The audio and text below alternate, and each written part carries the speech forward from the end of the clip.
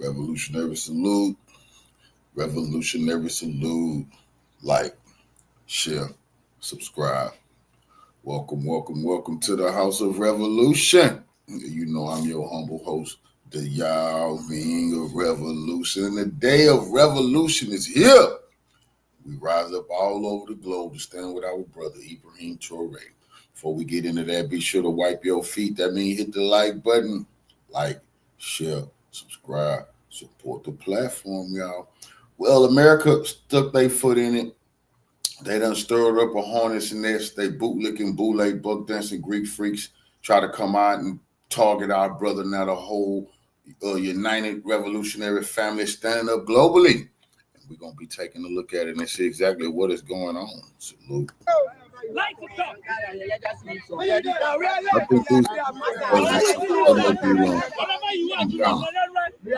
think these so first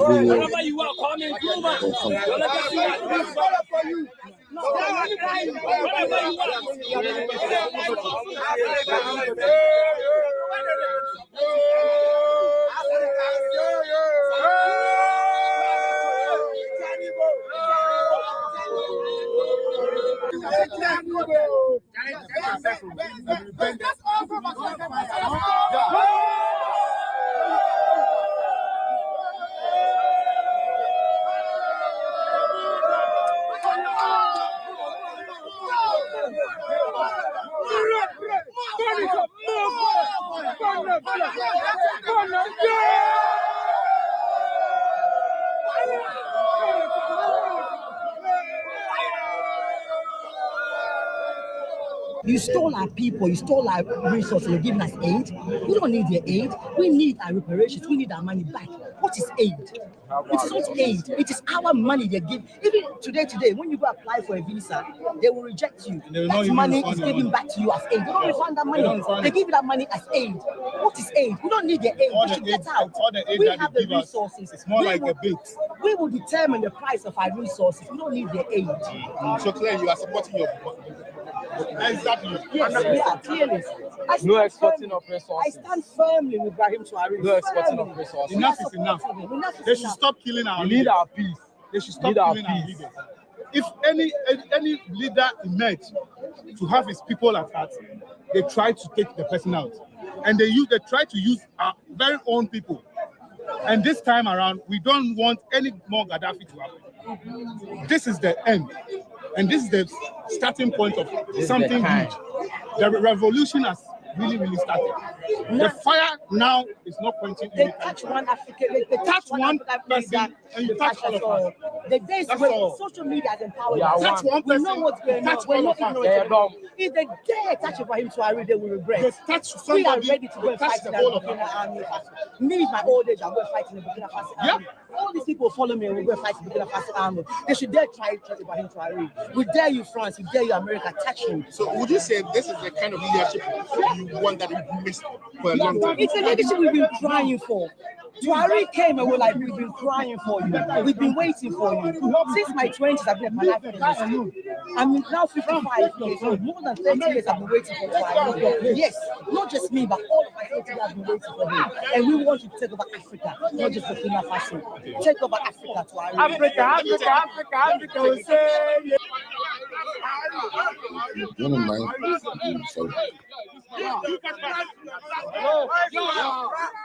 Freedom, listen, power. Freedom.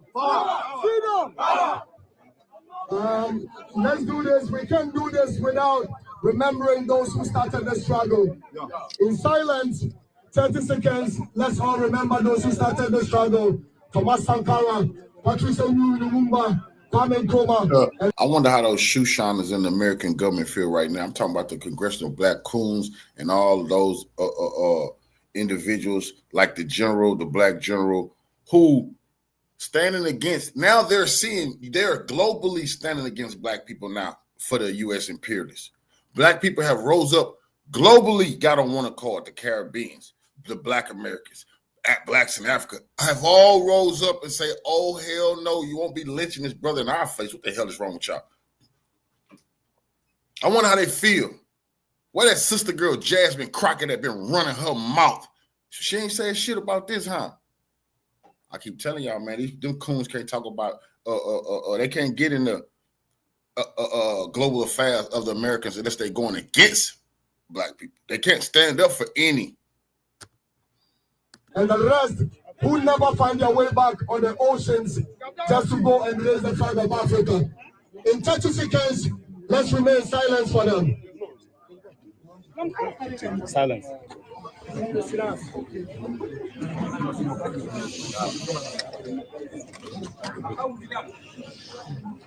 African struggle continues. We are here today to say we stand with Ibrahim Traor'e. We are here today to say African unity now. We are here today to awaken the statement made by Sergeant Dr. Kwame Nkrumah that the independent. We only heard about those great leaders of the 60s, that the African leaders that was killed. You know, we heard about them. We heard about those era and those times, but we are witnessing in our lifetime a brother who done rose up that a whole majority, except the coons and the shoe shiners, in the so-called black world, we'll use that term, respect him and looking at him as a symbol of dignity and honor. We never got to witness a black man rise up and stand up to white supremacists and say, you don't ever in your life disrespect me, punk. Get off my land. This is my resources. We not poor. We way richer than any of you. You don't have what we got. That's what he telling you. You don't have what we got. People, and they have absolutely sparked global revolution trying to stop that. They don't know what they did. Independence of our state is meaningless unless it is linked with the total liberation of African countries. When we was teaching about this over here and running that story, what was going on in Burkina Faso, Mali, Niger, nobody was talking about that. No, it was, especially not black YouTube. Now it's all over black YouTube, but with a conscious individual. People have understanding globally the geopolitics, what's going on. We've been talking about what was going on in Burkina Faso, Mali, and Niger. And not only did we say that, but that's when we was telling blacks, you have to show some respect to Russia. I remember so-called revolutionaries talking about why should we be siding with Russia? I told you they was fake revolutionary. They don't know what the fuck they talking about. They exposed their hand. Now they got to join in and pretend like they knew all along Putin was doing the right thing by helping those nations. It wouldn't Burkina Faso. They revolutionary. But the reason they able to just stand up straight is because they got advanced weapons from Russia. All our leaders has been eliminated just because we are not holding our hands together as one people. This is the time we stand together as one continent. And Ibrahim Traor'e has shown the way. And we are going to stand right and say, enough is enough. Forward! Freedom! Freedom! African United now!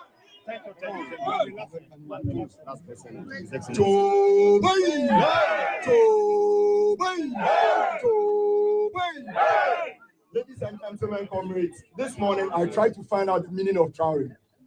And the answer I got was, we'll call Tara. So I tried to find out who Tara is, and he says, a star.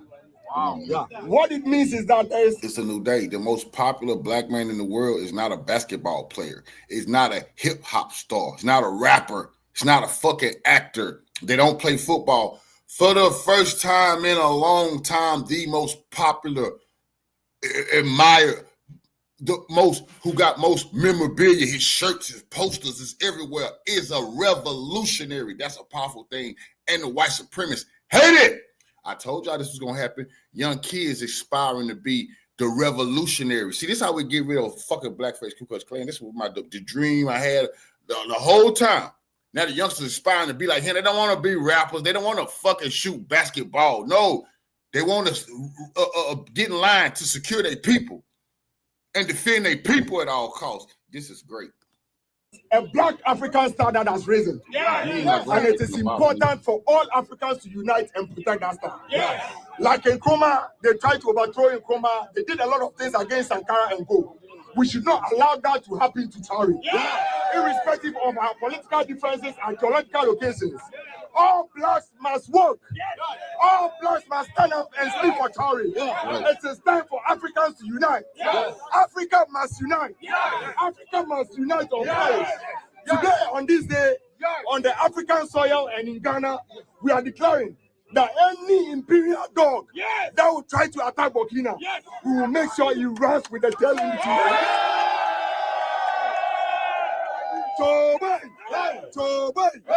the youth of Africa are awake, and we will make sure if we have to die to save this continent, we do it. Traor'e, Kaunda, Samora, Gaddafi, Magafuli, Chef de Pad, Kagame, Suluhu, Tiani, Masisi, Mnangagwa, Ouattara, Ramaphosa, Doumbouya, Ruto, Traor'e, Mahama, Malema, born and free, born and free, born and free, born and free, born and free, born and free, born and free. Viva Burkina! Viva Burkina! Viva Ghana! Viva Africa! Viva Burkina! Viva Ghana! Viva Africa! Bahia! Bahia!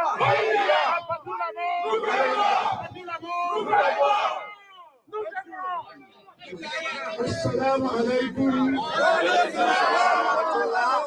Ya sakane. Ya Burkina Faso, Zimbabwe, ya sababu na msazugu, ngom kanga, gomna ya Bilbala, tumbiga Ibrahima, adabola bafu ya doa. Fasan kusi, mandwa kwa ina, fasan chang mesi, mandwa kwa ina, tigina na pamai pangan, ligi songo tumtenga inga.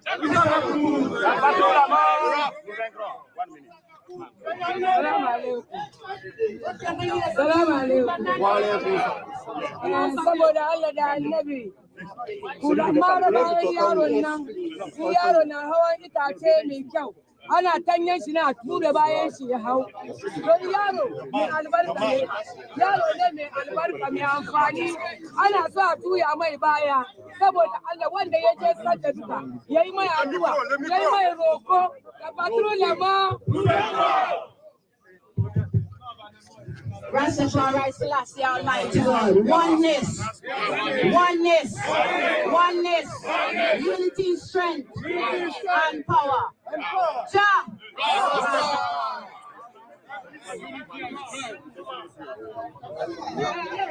L'Afrique aux Africains. L'Afrique aux Africains. En fait, maintenant, c'est fini. La répression est terminée. C'est close. L'Afrique, c'est pour nous. Le tout, c'est pour nous. Si on veut, on est comme si on veut ça. Eux là, on n'a pas pour eux. Et pour nous là, c'est pour nous. L'Afrique là, c'est pour nous. Donc l'Afrique aux Africains.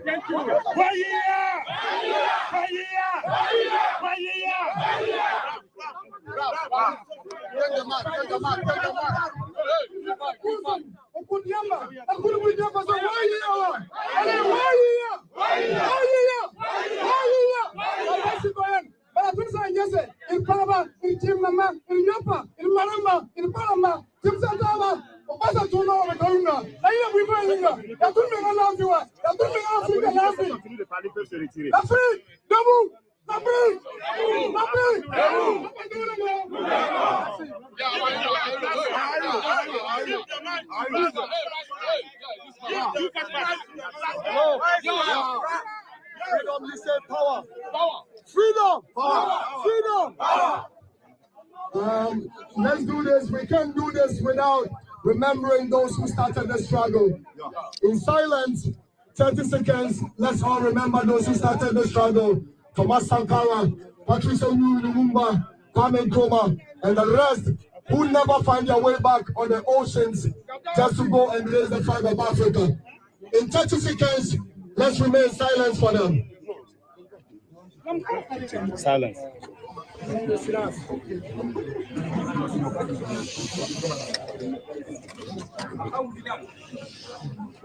African struggle continues.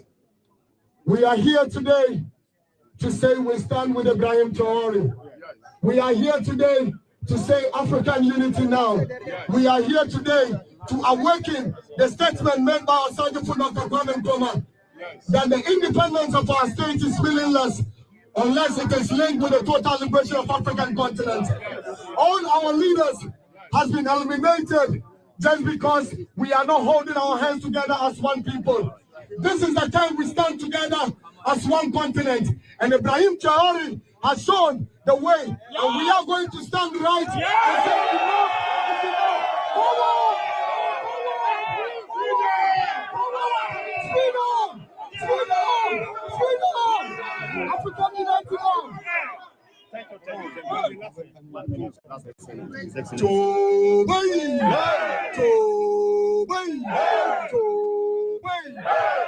Ladies and gentlemen, comrades, this morning I tried to find out the meaning of Traor'e. And the answer I got was, we'll call Tara. So I tried to find out who Tara is, and he says, a star. Wow. Yeah. What it means is that there is a black African star that has risen. Yes. And it is important for all Africans to unite and protect that star. Yes. Like in Nkrumah, they tried to overthrow Nkrumah. They did a lot of things against Sankara and Co. We should not allow that to happen to Traor'e. Yes. Irrespective of our political differences and geological locations. All blacks must work. All blacks must stand up and speak for Traor'e. It is time for Africans to unite. Africa must unite. Africa must unite on Traor'e.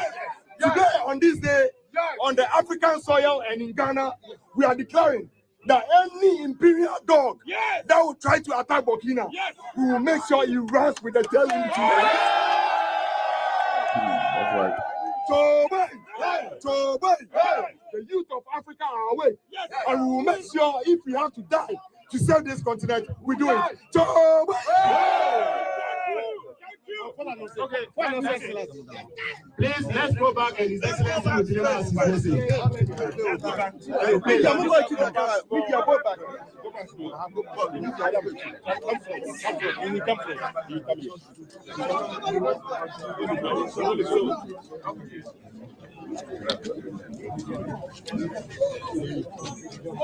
Bonjour à tout le monde. Good morning, everybody.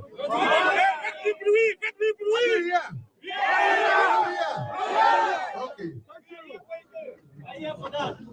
Et chers frères et sœurs, chers panafricanistes, distingués chefs traditionnels, étudiants, travailleurs, fonctionnaires, représentants des institutions, chers collègues de l'ambassade, en ce jour, 30 avril, le peuple burkinabé, en accord avec les forces vives du panafricanisme, a choisi de déclarer cette journée mondiale de soutien à son excellence le président Ibrahim Traoré, président du Faso. Ce n'est pas une décision venue d'en haut, mais bien une voix venue du peuple, de la rue, des villages, des cités, aujourd'hui de la diaspora. Votre présence ici à Accra, massive, volontaire, digne, nous remplit de fierté. Elle montre que la lutte pour la souveraineté, pour la justice, pour la libération de l'Afrique ne connaît pas de frontières. Ce que vous faites aujourd'hui, c'est écrire une page de l'histoire africaine. Vous ne manifesterez pas seulement votre soutien, vous réaffirmez votre engagement envers un idéal, envers une vision, une rupture avec le système qui ont affaibli notre continent pendant longtemps. Le travail que le capitaine Ibrahim Traoré fait au Burkina, ce n'est pas seulement pour le Burkina Faso. Son travail redonne espoir à toute la jeunesse africaine, je veux dire toute la jeunesse mondiale. C'est pourquoi vous êtes tous rassemblés ici pour le défendre, pour le soutenir, pour lui donner longue vie. Permettez-moi donc de saluer et de remercier avec solennité les institutions et les groupes qui ont répondu à cet appel avec force et détermination. Je salue African Diaspora 126 Plus, qui œuvre sans relâche à connecter la lutte africaine dans le monde entier. Par l'African Council, véritable sentinelle de notre conscience collective. Rastafari Council of Ghana, dont les paroles enracinées dans la spiritualité résonnent avec l'appel des peuples à la vérité et à la liberté. les étudiants burkinabés au Ghana porteurs d'intelligence et d'espoir, les transitaires, chauffeurs et burkinabés de Téma, dont le travail relie nos économies et soutient nos familles. Les représentants d'institutions basées au Ghana, témoins sérieux du respect de notre État. Les fonctionnaires internationaux burkinabés qui incarnent notre compétence et notre intégrité sur la scène internationale. Les chefs coutumiers burkinabés gardiens de nos traditions et notre unité et notre esprit collectif, et aussi les collègues de l'ambassade qui sont là. Et votre diversité est notre force. Chaque voix aujourd'hui compte, chaque drapeau levé, chaque slogan crié, chaque main levée, en solidarité écrit une ligne de ce combat panafricain. Et je tiens ici à vous rassurer, à vous assurer solennellement, tous les messages portés ici aujourd'hui seront fidèlement transmis à son excellence le capitaine Ibrahim Traor'e. Il sera informé de cette marche à Accra, de l'implication de chaque institution, de chaque association, de chaque citoyen. Il saura que la diaspora ne regarde pas de loin, mais agit, soutient et s'engage pleinement dans le processus de refondation de notre pays et de l'Afrique. Votre mobilisation donne de la force à ce qui se fait au Burkina Faso, résiste, reconstruise et protège notre dignité nationale. Vous êtes l'extension de cette force. Vous prouvez que notre peuple est uni et qu'il soit prêt à faire face ensemble aux défis de notre époque. En cette journée symbolique, nous affirmons haut et fort que le peuple burkinabé est debout. L'Afrique consciente est en marche et le vent de la souveraineté ne sera plus stoppé, plus jamais. Merci pour votre loyauté, merci pour votre courage, merci pour cette mobilisation historique à Accra ici. Que vive le Burkina Faso libre et souverain et debout, que vive la solidarité panafricaine. Victoire au peuple, la patrie ou la mort. Nous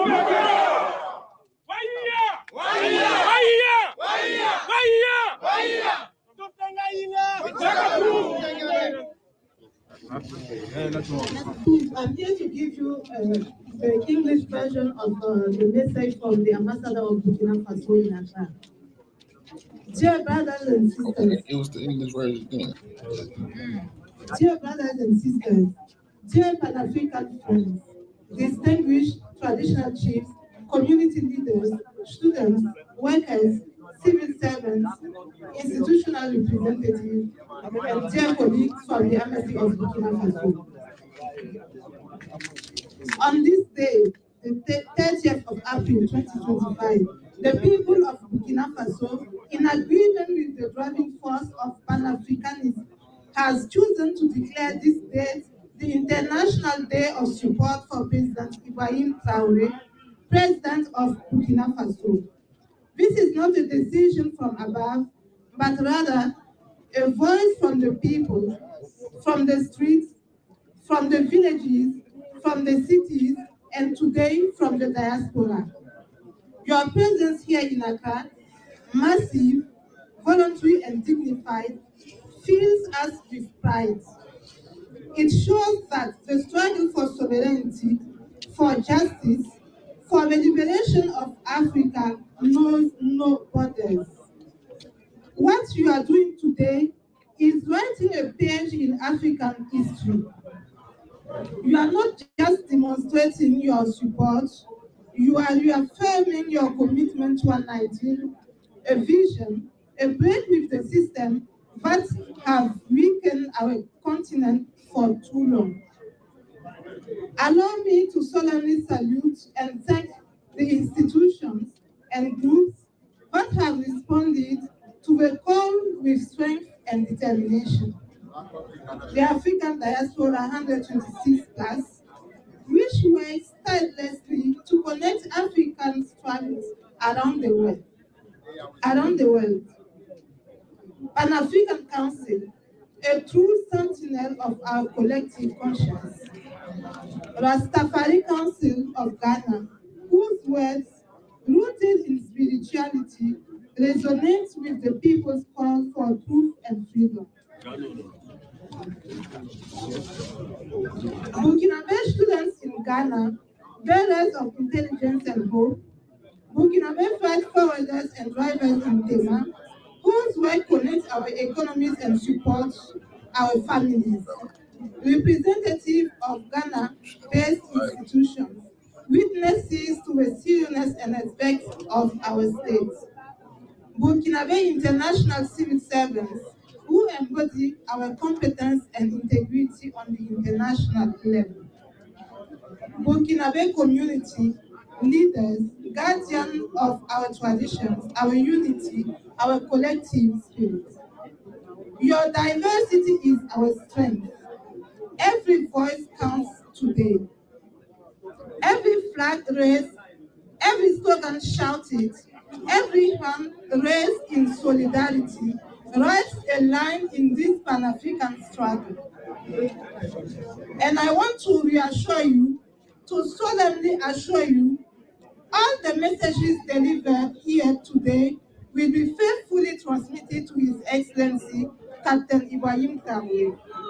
He will be informed of this mark in Accra, of the involvement of each institution, each association, and citizen. He will know that the diaspora is not watching from afar, but is acting, supporting, and fully committed to the process of rebuilding our country. Your mobilization gives strength to those in Burkina Faso who are resisting, rebuilding, and protecting our national dignity. You are an extension of this strength. You prove that our people are united wherever they are, and ready to face the challenges of our time together. On this symbolic day, we affirm loud and clear that the Burkinabe people are standing. A conscious Africa is on the move, and the wind of sovereignty will never stop.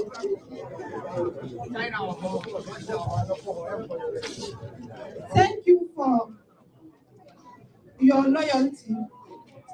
Thank you for your courage. Thank you for this historic mobilization. Long live Burkina Faso, free, sovereign, and standing. Long live Pan-African solidarity. Victory to the people. La patrie ou la mort.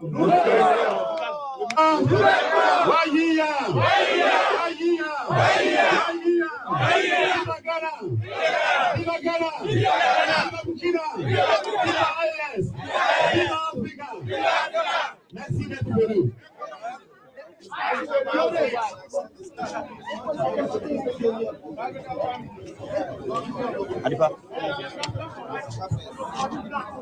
would like one more time to thank you for this historical mobilization.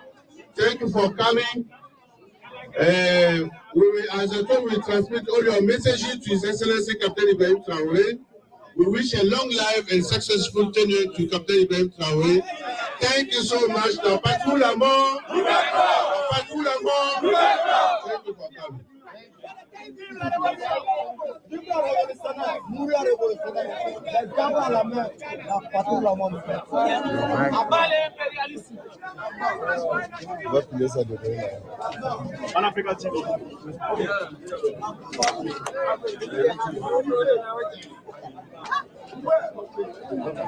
you for coming.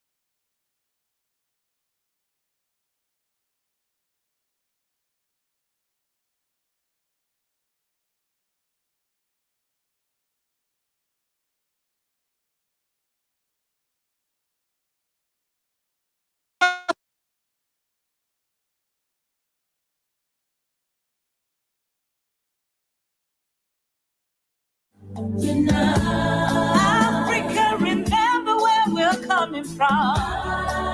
Africa, Africa, let us unite each other.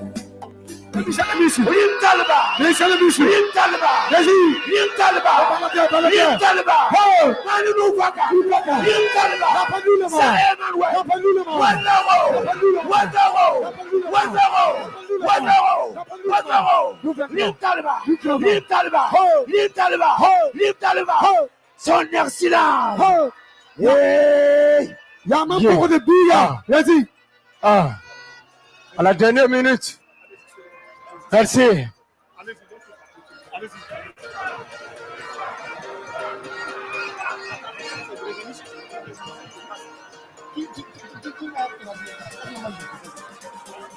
Non, c'est bon. Camarades,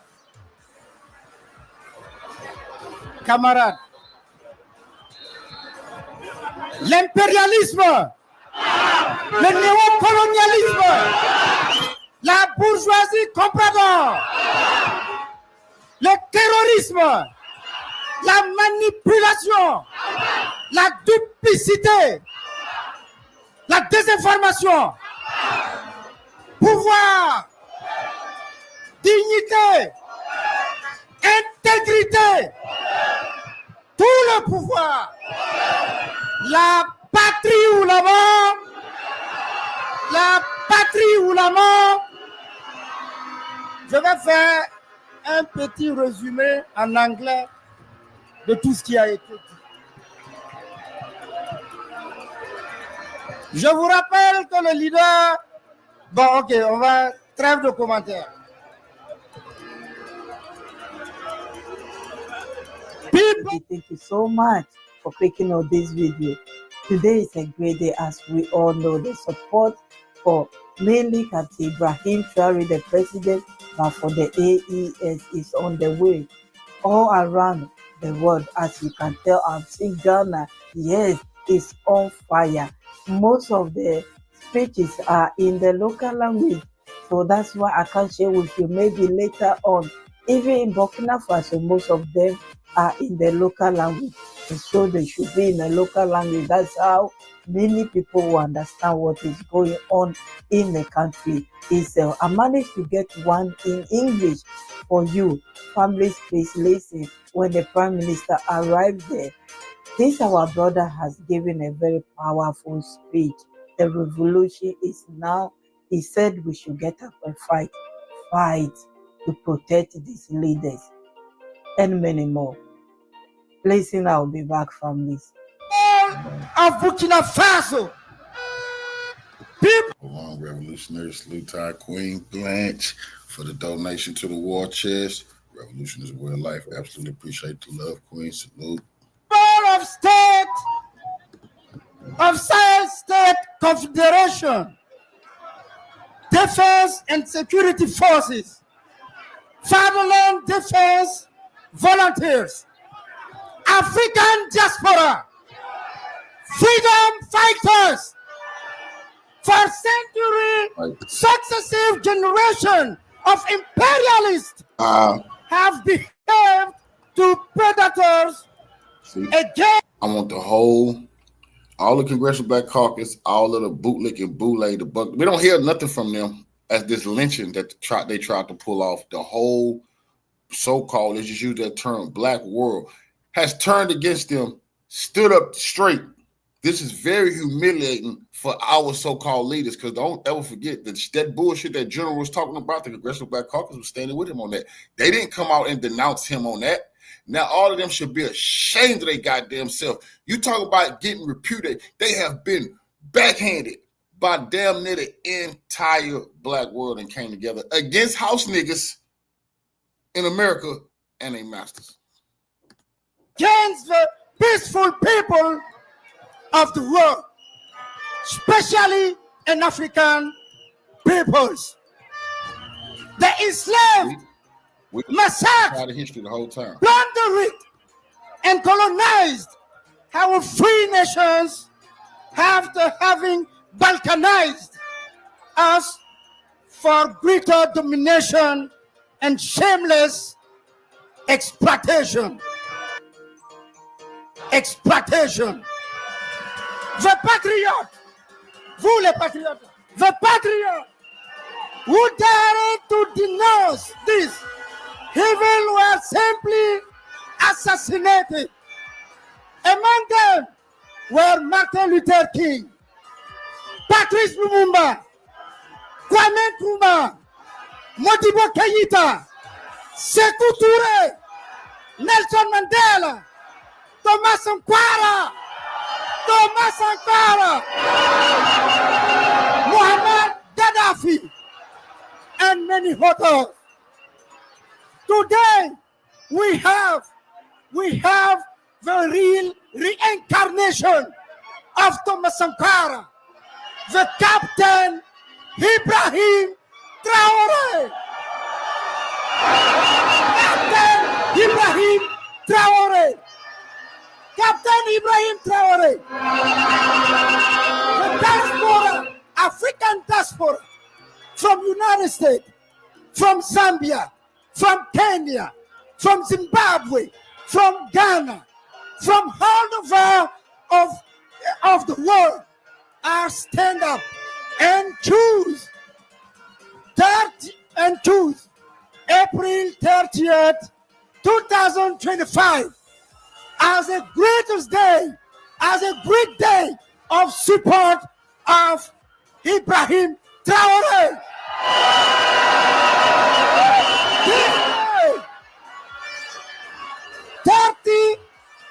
April 30th will gloriously draw in the book of world history.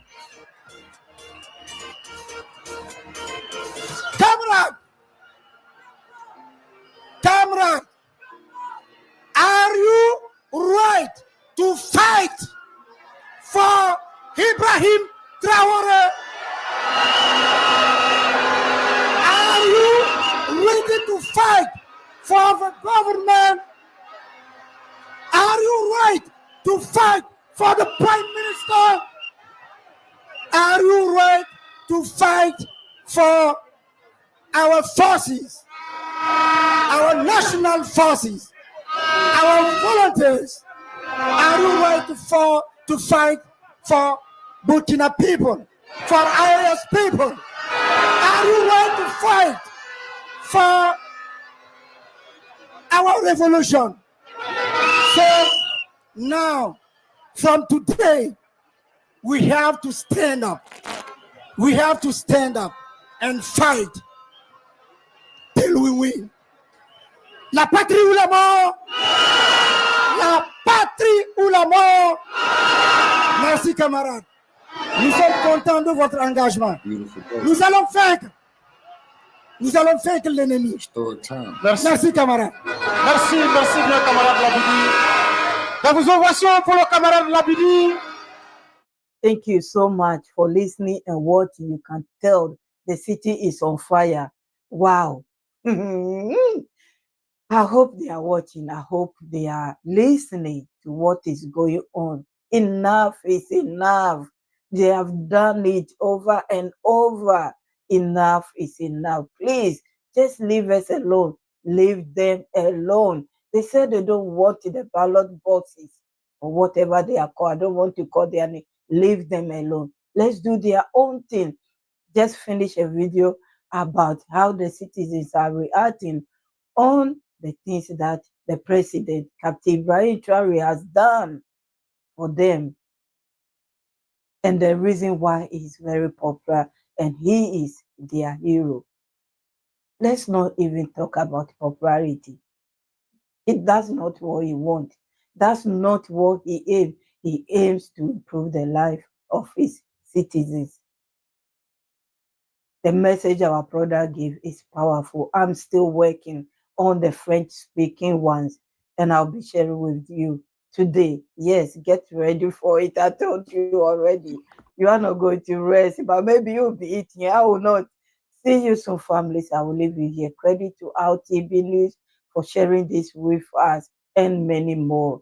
My VIPs, my kings and queens, my returning family, those who just subscribe, thank you so much. God bless you all. I haven't taken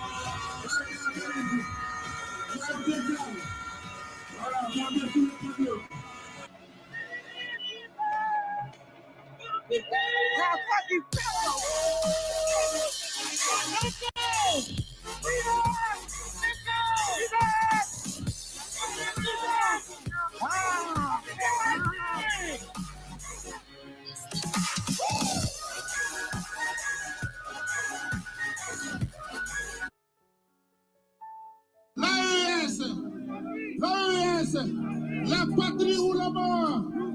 La patrie ou la mort. L'AES, c'est la bénie d'Afrique. Donc nous sommes là ce matin pour dire ce qu'ils ont commencé au niveau de Paris, ça ne va pas marcher. Nous sommes ensemble depuis des années. Nous vivons ensemble. Il n'y a pas de problème. Africa is rising, not just in technology or innovation, but in spirit, identity, and resistance. Recently, thousands of people, mostly youth, took to the streets of Burkina Faso, rallying in support of a man many see as a symbol of African independence, President Ibrahim Traoré. In this video, we explore the heart of the movement. Why are young people across Burkina Faso, and Africa at large, rallying with such passion? Why are Russian flags being waved in West African streets?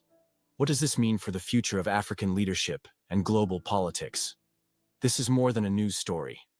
It's a declaration, a call to reclaim sovereignty, a fight for dignity, a movement led by youth who believe in making Africa great. In the past few months, Burkina Faso has seen massive demonstrations in support of Traoré.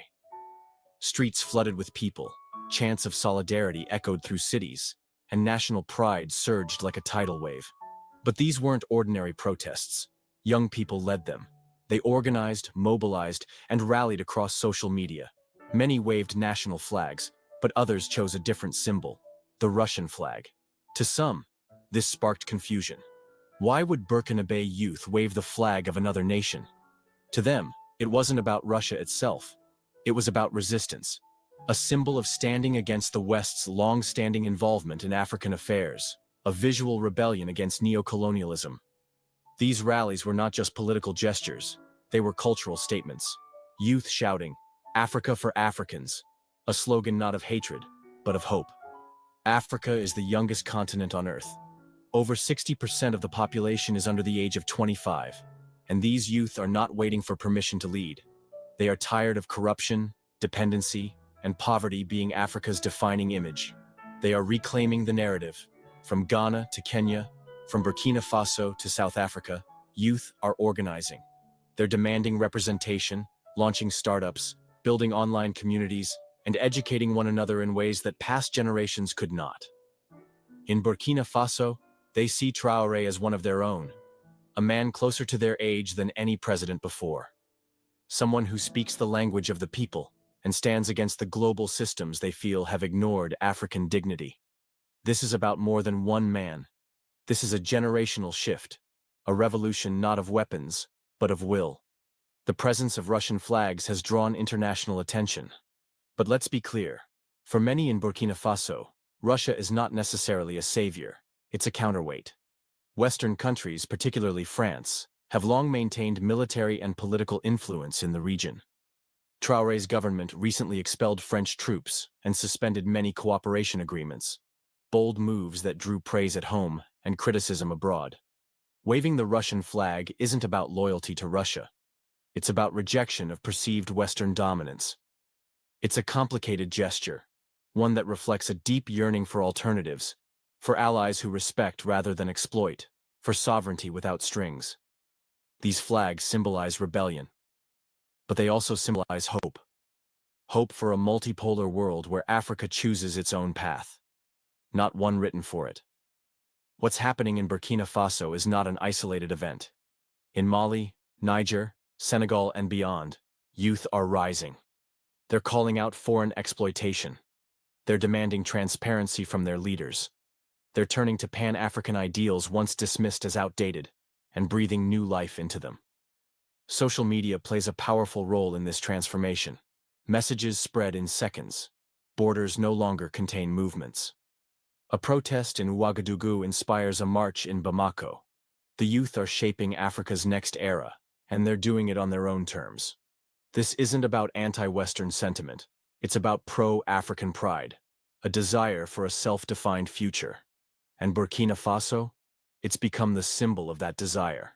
Burkina Faso's youth have sent a message, not just to their government, not just to France or the West, but to the entire continent. The message is this: Africa's future belongs to us. We are not powerless. We are not dependent. We are not what the world has labeled us. We are the sons and daughters of kingdoms and warriors, of poets and prophets. And we are ready to rise. If you believe in this vision, share this video. Comment below with your thoughts. And subscribe for more powerful stories of African pride, leadership, and change. This is Make Africa Great. And our journey is just beginning. Wow, Aluta continua. Thanks all Africans around the globe for supporting and standing with Captain Ibrahim Traoré in this massive rally. Africans in different parts of the world have raised their voices to stand with Captain Ibrahim Traoré. Dear lovely family, friends, fellow Africans, I'm very happy in this rally. I saw many young people, and this is the hope that young people are awakening. We expected maybe elders and other who are matured enough, maybe will be more, but I saw many young people. This is telling us that the continent is in the safe hand. So young people are awakening, and they know right now they have responsibilities to protect our in-laws. Kings and queens, ladies and gentlemen, we must continue to push and to make sure that we resist any intimidation from outside. We Africans, as we have been saying, we are tired of being dictated what to do and what not to do. We are tired to see our heroes being taken away.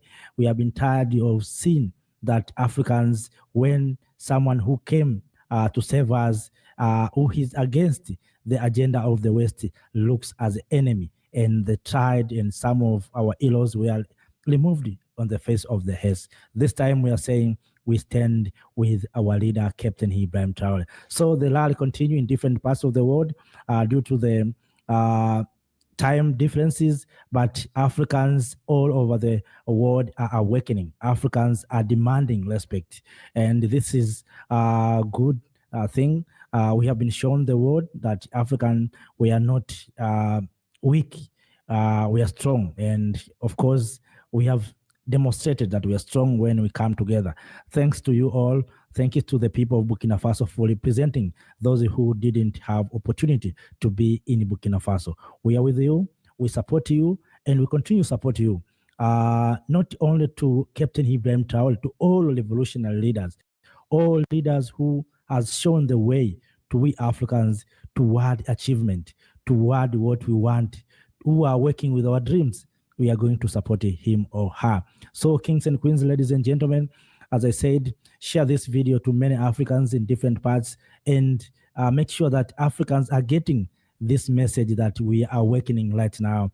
All over the world, we are speaking one voice, with one language, with one voice. Let us unite. Let us leave Africa alone. Let us respect Africans. So kings and queens, have no more on this, have been sharing this for you to know that things has happened. Those who thought things will not happen, right now they have been under pressure. They thought that they touched Captain Ibrahim Traoré himself, but they didn't know that they touched us. So now we are replying to them that don't touch us, don't try us. We are strong enough. We have people around the globe. So let us, I think this is a clear message, and they will start respecting. We are huge in this continent. What we lack was unity, and they have created the environment to separate us. But this time, we are saying we are going to unite, even by walking from one country to another. Kings and queens, ladies and gentlemen, if you have anything, please make sure that you share with us through the comment section. And if you have more things, also share with us. If you have good lale or picture in your homeland, please share with us through the comment section, and also share to other Africans so that they can understand that we are one. Right now, the world is shaken. The world fearing our unity, and we have shaken them because they tried to touch us without understanding that now we are strong. Let's come together. Let us now move on and make sure that we make Africa a superpower. We want an Africa that is so united. Africa with one leader, Africa with a single government, Africa with a single army, and Africa that is speaking with one language. So let us come together. It is possible. It is possible. As you heard and you have seen in Burkina Faso, people came together. I've seen young people from Ghana went to Burkina Faso. Some of young people from Cote d'Ivoire, despite of restrictive security and government, but they crossed the border to Burkina Faso. I've seen young people in South Africa showing solidarity to Captain Ibrahim Traoré. This time, I think the world has understood that Africans, right now, the world has recognized that this is not the generation of cowards. This is the generation of revolution. So the world right now understood and understand that the current generation of Africans are not generation of cowards. These young people who are below 30s are not generation of cowards. Go out there and be proud of being African, that you have a mass, you have a people, you have a support from your fellow Africans in the globe. Africans, we are reclaiming our position. We are going to take our position. We are going to take our driver's seat. We want to drive our economies. We want to drive our countries, our continent. We want to learn our own agenda, not to learn agendas of someone else. We are here as Africans to protect one another. Make sure that kings and queens, ladies and gentlemen, we come together and we love one another. Something that we have been lacking for many years is love and unity among ourselves. We have been planted self-hate. We have been hating one another. And that's why sometimes we find ourselves in attacking each other. So this time we are saying enough is enough. And this message must go to Sudan, where generals are fighting each other. This message must go to Democratic Republic of Congo. We must show solidarity to those countries and telling them stop fighting. Young people in Sudan, wake up and tell your generals. Young people in Democratic Republic of Congo, don't favor these politicians. Stand and say, we are tired of this war. We will support you wherever you are. We are with you, and we know your pain. So, kings and queens, ladies and gentlemen, let us not speak for too long. Thank you for all who have been sharing the message of hope, message of unity, message of love. Those who share the message of protecting our hero, Captain Ibrahim Traoré. Those who shared this video or these videos from this platform. Thank you all. Thank you to all Africans who participated by one or another means to send a message of solidarity. So, kings and queens, ladies and gentlemen, up to that, let's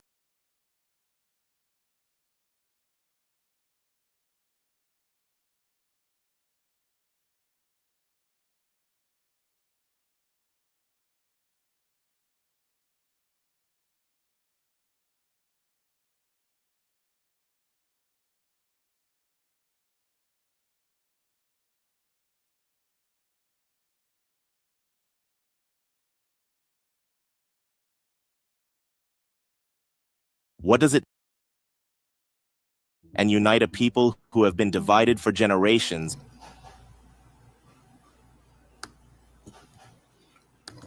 Revolutionary salute to our family at BLACK money sign for the donation to the war chest. Revolution is a way of life. Absolutely appreciate the love, family salute. He say, we not slaves. Absolutely not. Revolution in the air. And revolution is a way of life. Absolutely appreciate the love, family salute. What does it take to shake the foundations of a continent and unite a people who have been divided for generations by language, borders, and the scars of colonialism? On April 30th, 2025, the answer is echoing from the dusty streets of Ouagadougou to the boulevards of Paris, from the heart of Lagos to the squares of London and New York. The answer is Captain Ibrahim Traoré. Today, as you watch this broadcast, millions are marching in defiance of a script Africa knows all too well. And for the first time since the Free Nelson Mandela protests, the world is witnessing a Pan-African uprising that is rewriting the rules of engagement between Africa and the West. Let's start with the spark that set this fire ablaze. In early April, U.S. General Michael Langley, commander of AFRICOM, took to the stage at a Senate Armed Services Committee hearing and accused Traoré of using Burkina Faso's gold reserves to shore up his regime instead of benefiting his people.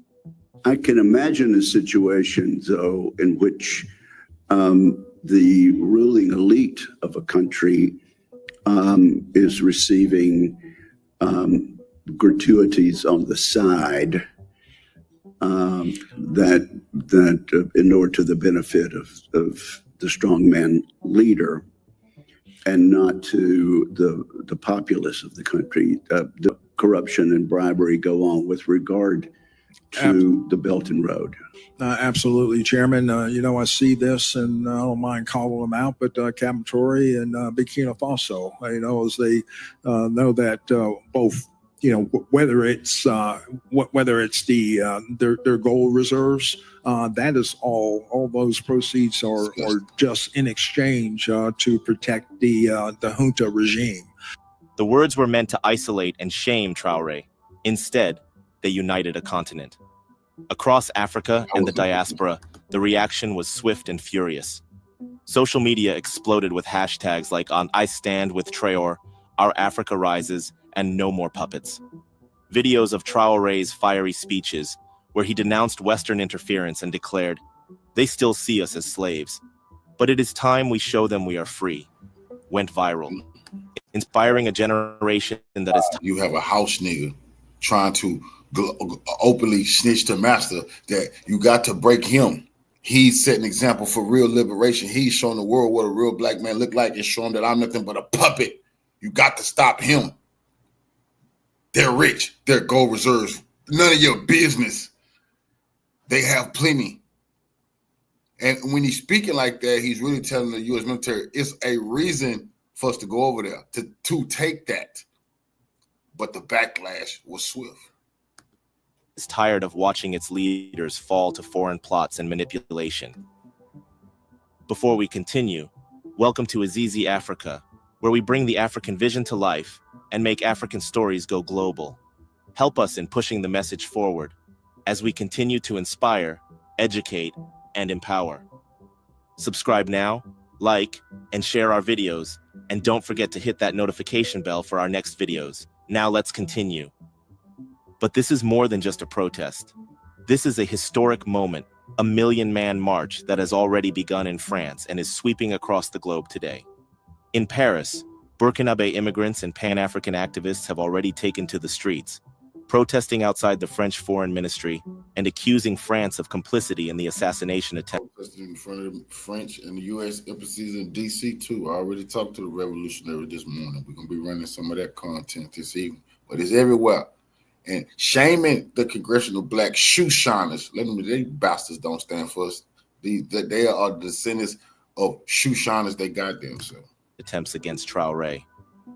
In London, the African Diaspora Network is organizing a march to the U.S. Embassy, demanding an end to AFRICOM's meddling.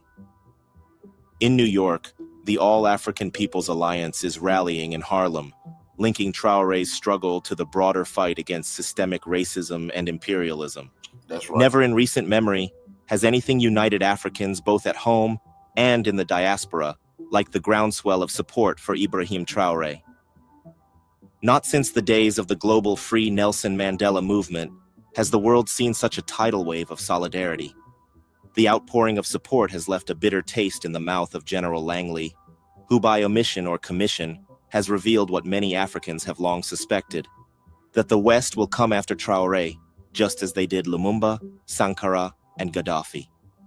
And the suspicion only deepens when you see General Langley hobnobbing and receiving honors from Ivorian President Alassane Ouattara, a sworn enemy of Burkina Faso. For many, these images are not just diplomatic courtesies, they are evidence of plotting. Yeah, it's a new day. Ivory Coast, with its history of harboring anti-Traoré plotters, is now seen as a staging ground for destabilization. The irony... When NATO went after Gaddafi, Gaddafi was isolated. Putin was not the president. Medvedev was the president. China and Russia sustained in the UN Security Council instead of they should have vetoed it. They would never be able to attack Libya. But Putin already said that was a big mistake. No Russian military was on the ground in Libya. No trainers. Gaddafi didn't have the advanced weapons that Burkina Faso has right now in Mali and Niger. Russian military is on the ground in Burkina Faso. Burkina Faso got advanced weapons. It's not going to be the same. Who the fuck the U.S. military think they is? They got their ass kicked by the Taliban. Man, please. Them brothers not going for that shit. That house nigga bit off more than he can chew. Now he's being humiliated before the goddamn world. And that revolution saying what y'all want to do. You can go to Ivory Coast all you want. They're going to get dealt with too. Irony is stark. While Ouattara's government relies on Western military support and remains economically stagnant, Traoré is leading Burkina Faso into a new era of economic independence and self-reliance. Let's talk about what makes Traoré different.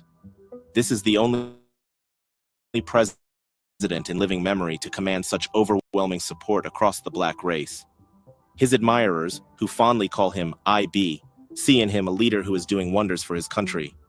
Under his leadership, Burkina Faso has cleared its $4.7 billion external debt, taken control of its gold mining sector, and achieved record cereal production, almost 6 million tons in 2024.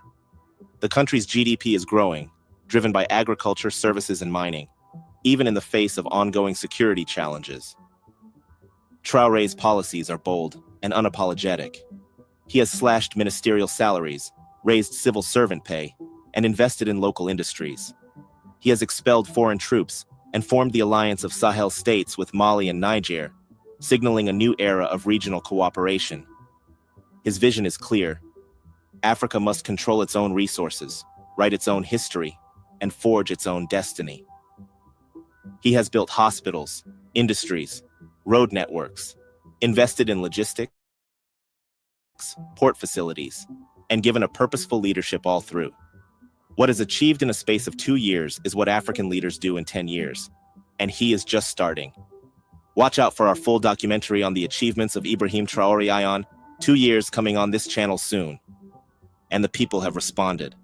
Thousands of posts across social media platforms are pouring in, expressing solidarity with IB, influencers, musicians, and activists from across the continent and the diaspora are lending their voices.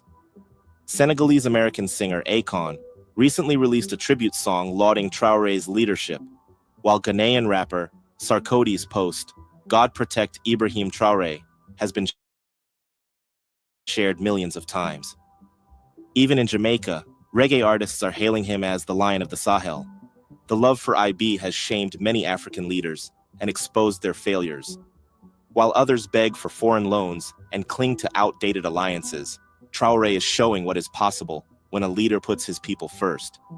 As one viral post from Dakar put it, Traoré must be protected, not because he's perfect, but because he's ours. In Nigeria, youth are asking, why can't you reject IMF loans like IB? In Kenya, students are demanding reforms modeled after Burkina Faso's agricultural revolution. The message is clear. The era of complacency is over.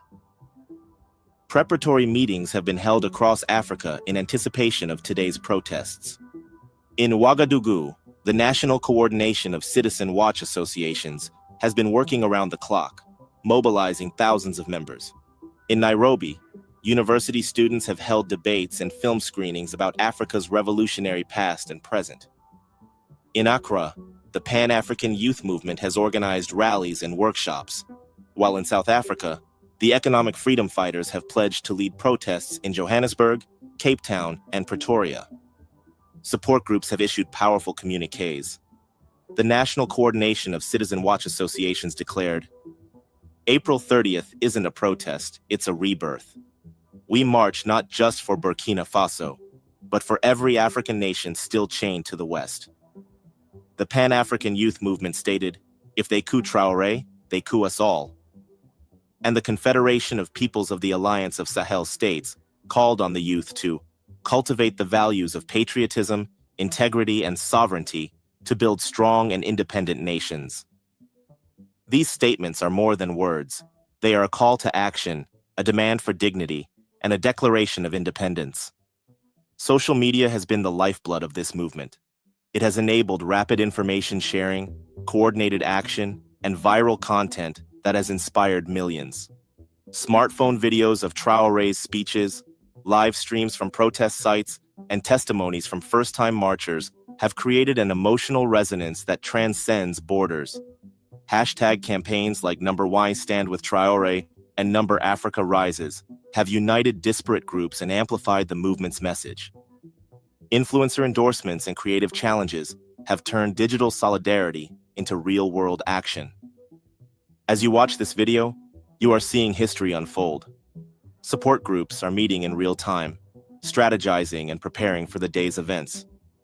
In Ouagadougou, over 1 million are expected to march, their voices echoing Traoré's mantra, the dust will rise. In Lagos, students and activists are gathering in solidarity. In Johannesburg, the EFF is leading chants of hands off Traoré. In London and Paris, diaspora communities are rallying outside embassies, demanding an end to foreign interference. This is a movement that appeals to Pan-Africanists and anti-neocolonialists alike. It is a rejection of the old order and a celebration of African agency. It is a rebuke to those who would divide and conquer, and a testament to the power of unity. The stakes could not be higher. As one widely shared message from protest organizers put it, this is no longer about one man. It is about the dignity and freedom of Africa. And what of the future? With Traoré at the helm, Burkina Faso is poised to become a beacon of hope for the continent. Imagine a country that is food secure, economically independent, and politically sovereign. Imagine a leader who is not afraid to face the consequences of his convictions, who says, I am not afraid of dying for my people. The cliché on everyone's lips is now a rallying cry. Traoré must be protected at all costs. Anyone planning a coup against him must think twice, because the support he enjoys is unprecedented. As one Burkina Faso exile in Ghana said, if they try a coup, they'll face 20 million soldiers, every African who believes in IB. Let's not forget the lessons of history. The same imperialist behaviors that led to the fall of Sankara, Lumumba, and Gaddafi are being replayed today. But this time, Africans are determined not to let the flame go out. As the National Coordination of Citizen Watch Associations reminded us, in the past, they manipulated and destroyed our leaders. Today, the people will no longer allow it. The lions are writing their own story now, and the world is watching. Throughout this broadcast, we urge you to subscribe and follow our live streaming of the protests, starting from 8 a.m. GMT. Join the conversation in the comments.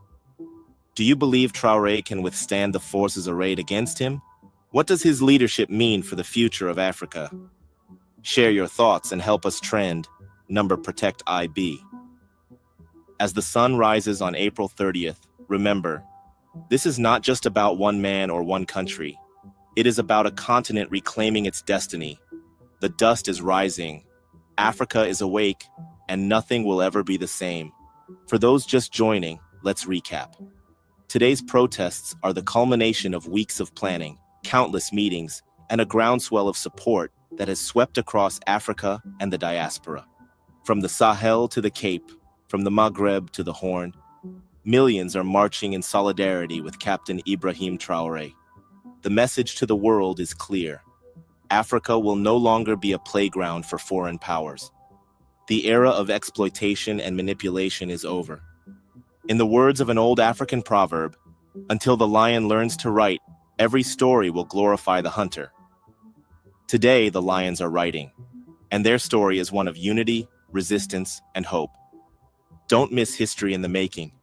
Subscribe now, follow our live updates, and stand with us as we witness Africa's defiance.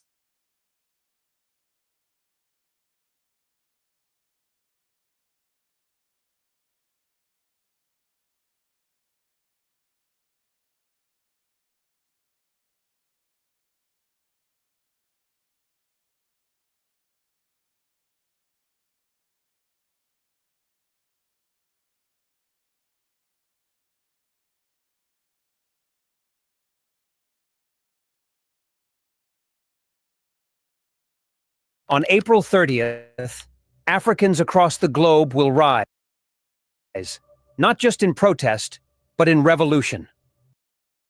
From Ouagadougou to London, from New York to Johannesburg, we march to defend Captain Ibrahim Traoré, the leader of Burkina Faso, against Western lies and assassination plots. This is not just about Burkina Faso. This is about Africa's future. And this time, we will not be silent. On April 3rd, U.S. AFRICOM Commander General Langley stood before the Senate and smeared President Traoré, calling him a threat to democracy. Days later, a tiny group of so-called Burkina Faso citizens staged a protest in Paris. Funded by whom? The same forces that murdered Thomas Sankara in 1987. We know this game. France and America label our heroes as dictators, then send bullets and coups. They did it to Lumumba, they did it to Gaddafi, and now they're coming for Traoré because he dares to kick out French troops, because he stands with Mali and Niger, because he fights for African resources to stay in Africa. On April 30th, the African diaspora says enough.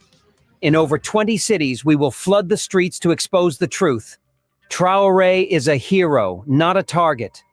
The youth are ready to die for him because his fight is our fight. This is bigger than protests. This is about sovereignty. Traoré, Assimi Goïta, and Niger's Chiani are building a new Sahel, one free from colonial looters. But the West is terrified. They're pushing fake NGOs, bribing traitors, and yes, planning assassinations. On April 16, 2025, Burkina Faso's transitional leader, Captain Ibrahim Traoré, survived yet another coup attempt, this time orchestrated by 6 military officers allegedly operating from Ivory Coast. The plot was swiftly neutralized by Burkinabe security forces, with all conspirators either arrested or killed in a confrontation. Reports suggest the dissident officers had external backing, though the Ivorian government has denied involvement. Since seizing power in a September 2022 coup, Captain Traoré has faced multiple threats to his rule.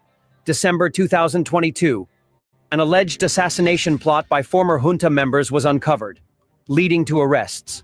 March 2023, a mutiny within the Presidential Guard was suppressed, with several soldiers detained. September 2023, a failed coup attempt involving disgruntled military officers linked to the ousted Damiba faction. February 2024, a foiled assassination plan involving foreign mercenaries, reportedly sponsored by exiled opposition figures. October 2024, another military conspiracy was dismantled with suspects tied to jihadist-linked infiltrators. But before we continue, we want to prove to you that Captain Ibrahim Traoré is being targeted for the developments that he has brought to Burkina Faso. We wonder how a fully decorated American general goes on record accusing a president who is transforming an African country for the good of its people. Since assuming leadership in September 2022, Captain Ibrahim Traoré has spearheaded a bold and ambitious agenda to revitalize Burkina Faso across multiple sectors. His government's achievements reflect a commitment to sovereignty, self-sufficiency, and rapid development, breaking from decades of dependency and underinvestment. Under Traoré's leadership, Burkina Faso has taken decisive steps toward economic independence. The Central Bank of Burkina Faso has been restructured to reduce reliance on foreign financial systems, ensuring greater control over monetary policy. This shift has stabilized the national currency and strengthened fiscal resilience against external shocks. Additionally, the government has aggressively pursued the reclamation of the country's mineral wealth, renegotiating unfair mining contracts and ensuring that Burkinabe resources benefit the people first. Agriculture, the backbone of Burkina Faso's economy, has undergone a massive modernization drive. The government has invested heavily in mechanized farming, distributing tractors, harvesters, and irrigation equipment to cooperatives nationwide. This has boosted productivity, reduced food imports, and empowered rural communities. Large-scale farming initiatives have turned previously underutilized land into thriving agricultural zones, ensuring food security and creating jobs. Recognizing that development cannot thrive without strong infrastructure, Traoré's administration has prioritized road construction and modernization. The government has acquired state-of-the-art road-building equipment, accelerating the expansion of highways and rural roads. Key projects include the Ouagadougou-Bobo-Dioulasso Expressway and new regional corridors linking farming hubs to urban markets. These investments have reduced transport costs, boosted trade, and improved accessibility for millions. Burkina Faso's energy sector has seen unprecedented growth, reducing dependence on foreign electricity imports. The Semendan Dam, a flagship hydroelectric project, has significantly expanded the national grid's capacity. Alongside this, large-scale solar plants have been constructed across the country, harnessing Burkina Faso's abundant sunlight to power homes and industries. These initiatives have cut energy shortages, lowered costs, and paved the way for industrial expansion. Traoré's vision for a self-reliant Burkina Faso includes fostering local industries. New factories producing everything from textiles to processed foods and construction materials have sprung up nationwide, creating thousands of jobs. Special economic zones have attracted both domestic and foreign investment, further diversifying the economy and reducing unemployment, particularly among the youth. Healthcare has been a major focus, with the government building new hospitals, renovating existing ones, and deploying mobile clinics to remote areas. These efforts have drastically improved medical access, particularly in rural regions where healthcare was once scarce. Vaccination campaigns and disease prevention programs have also reduced mortality rates, ensuring a healthier population. Traoré has waged a relentless war on corruption, prosecuting embezzlers and recovering stolen state funds. High-profile cases have sent a clear message. Public resources must serve the people. Transparent tendering processes and strict oversight mechanisms have restored trust in government institutions. Beyond infrastructure and industry, Traoré's government has directly improved living standards. Subsidies for farmers, vocational training programs, and support for small businesses have lifted thousands out of poverty. The promotion of mechanized agriculture has not only increased yields, but also provided rural families with sustainable livelihoods. In just under 3 years, Captain Ibrahim Traoré has transformed Burkina Faso from a struggling nation into a rising African example of self-determination. His achievements, spanning economy, agriculture, infrastructure, energy, employment, health, and governance, demonstrate a leadership style rooted in pragmatism, patriotism, and people-centered development. While challenges remain, the trajectory is clear. Burkina Faso is reclaiming its destiny. So we ask the world, who's the real threat? The man feeding his people with Burkinabe gold, or the nations dropping bombs for democracy? To every African watching, history is calling you.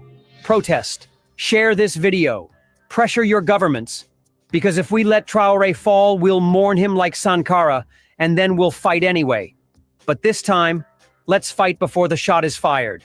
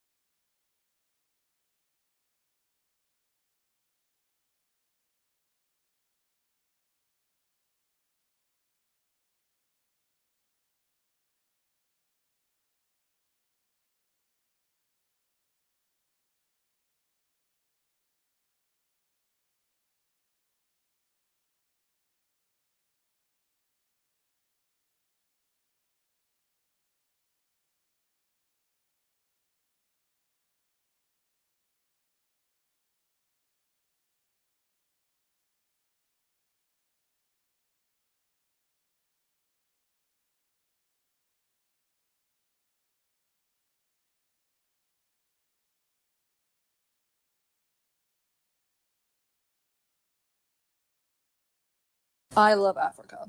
It's so difficult to watch Ibrahim, I can't even say his name, Traor'e, in his speeches and not be absolutely like shaken to the core at the absolute dedication he has to his people. And of course, that's a threat. That's a threat to colonialists. That's a threat to the West. Having anyone who is able to gather people that were ultimately very divided in a very large continent is a threat. If you don't know, Ibrahim has already survived over a dozen assassination attempts. I think it was like 18 or something. And of course, France is threatening him. He has taken upon himself in Burkina Faso to build roads. He's putting in the infrastructure. He's taken it away from private companies to ensure there's no corruption through there. And they are on the ground building roads right now, building the infrastructure that Africa deserves. He has taken control over their own resources. And of course, this is a huge threat because these colonialist nations like France, they profit off of exploiting Africa, and they always have. A continent as rich in resources and culture like Africa, being independent and being free and being able to profit for its people, oh my God, now that's a whole new world. All Muslims pray for Ibrahim Traoré. This man is a Muslim leader who is looking to change the future of Africa. And so far, he's already had over 20 attempts to him. Now, these same people are behind this, and we all know who they are. Now, these same people are behind this because they haven't succeeded with trying to him. They are now paying people and attempting to overthrow him within his own country. This is a guy who's making major changes in Africa right now, and he seems to not be scared of anything but obviously Allah. It also seems that all of the media right now, they're trying to portray him as a bad person and putting out things about him that are just not true. Remember guys, in this dunya, when you're trying to do the right thing, when you're trying to actually make a change, this is what you're going to go through. The shaitan is going to come for you at all forces. So may Allah subhanahu wa ta'ala strengthen our brother and grant him the best in this life and in the life after this. And if something happens to him, then we all know why.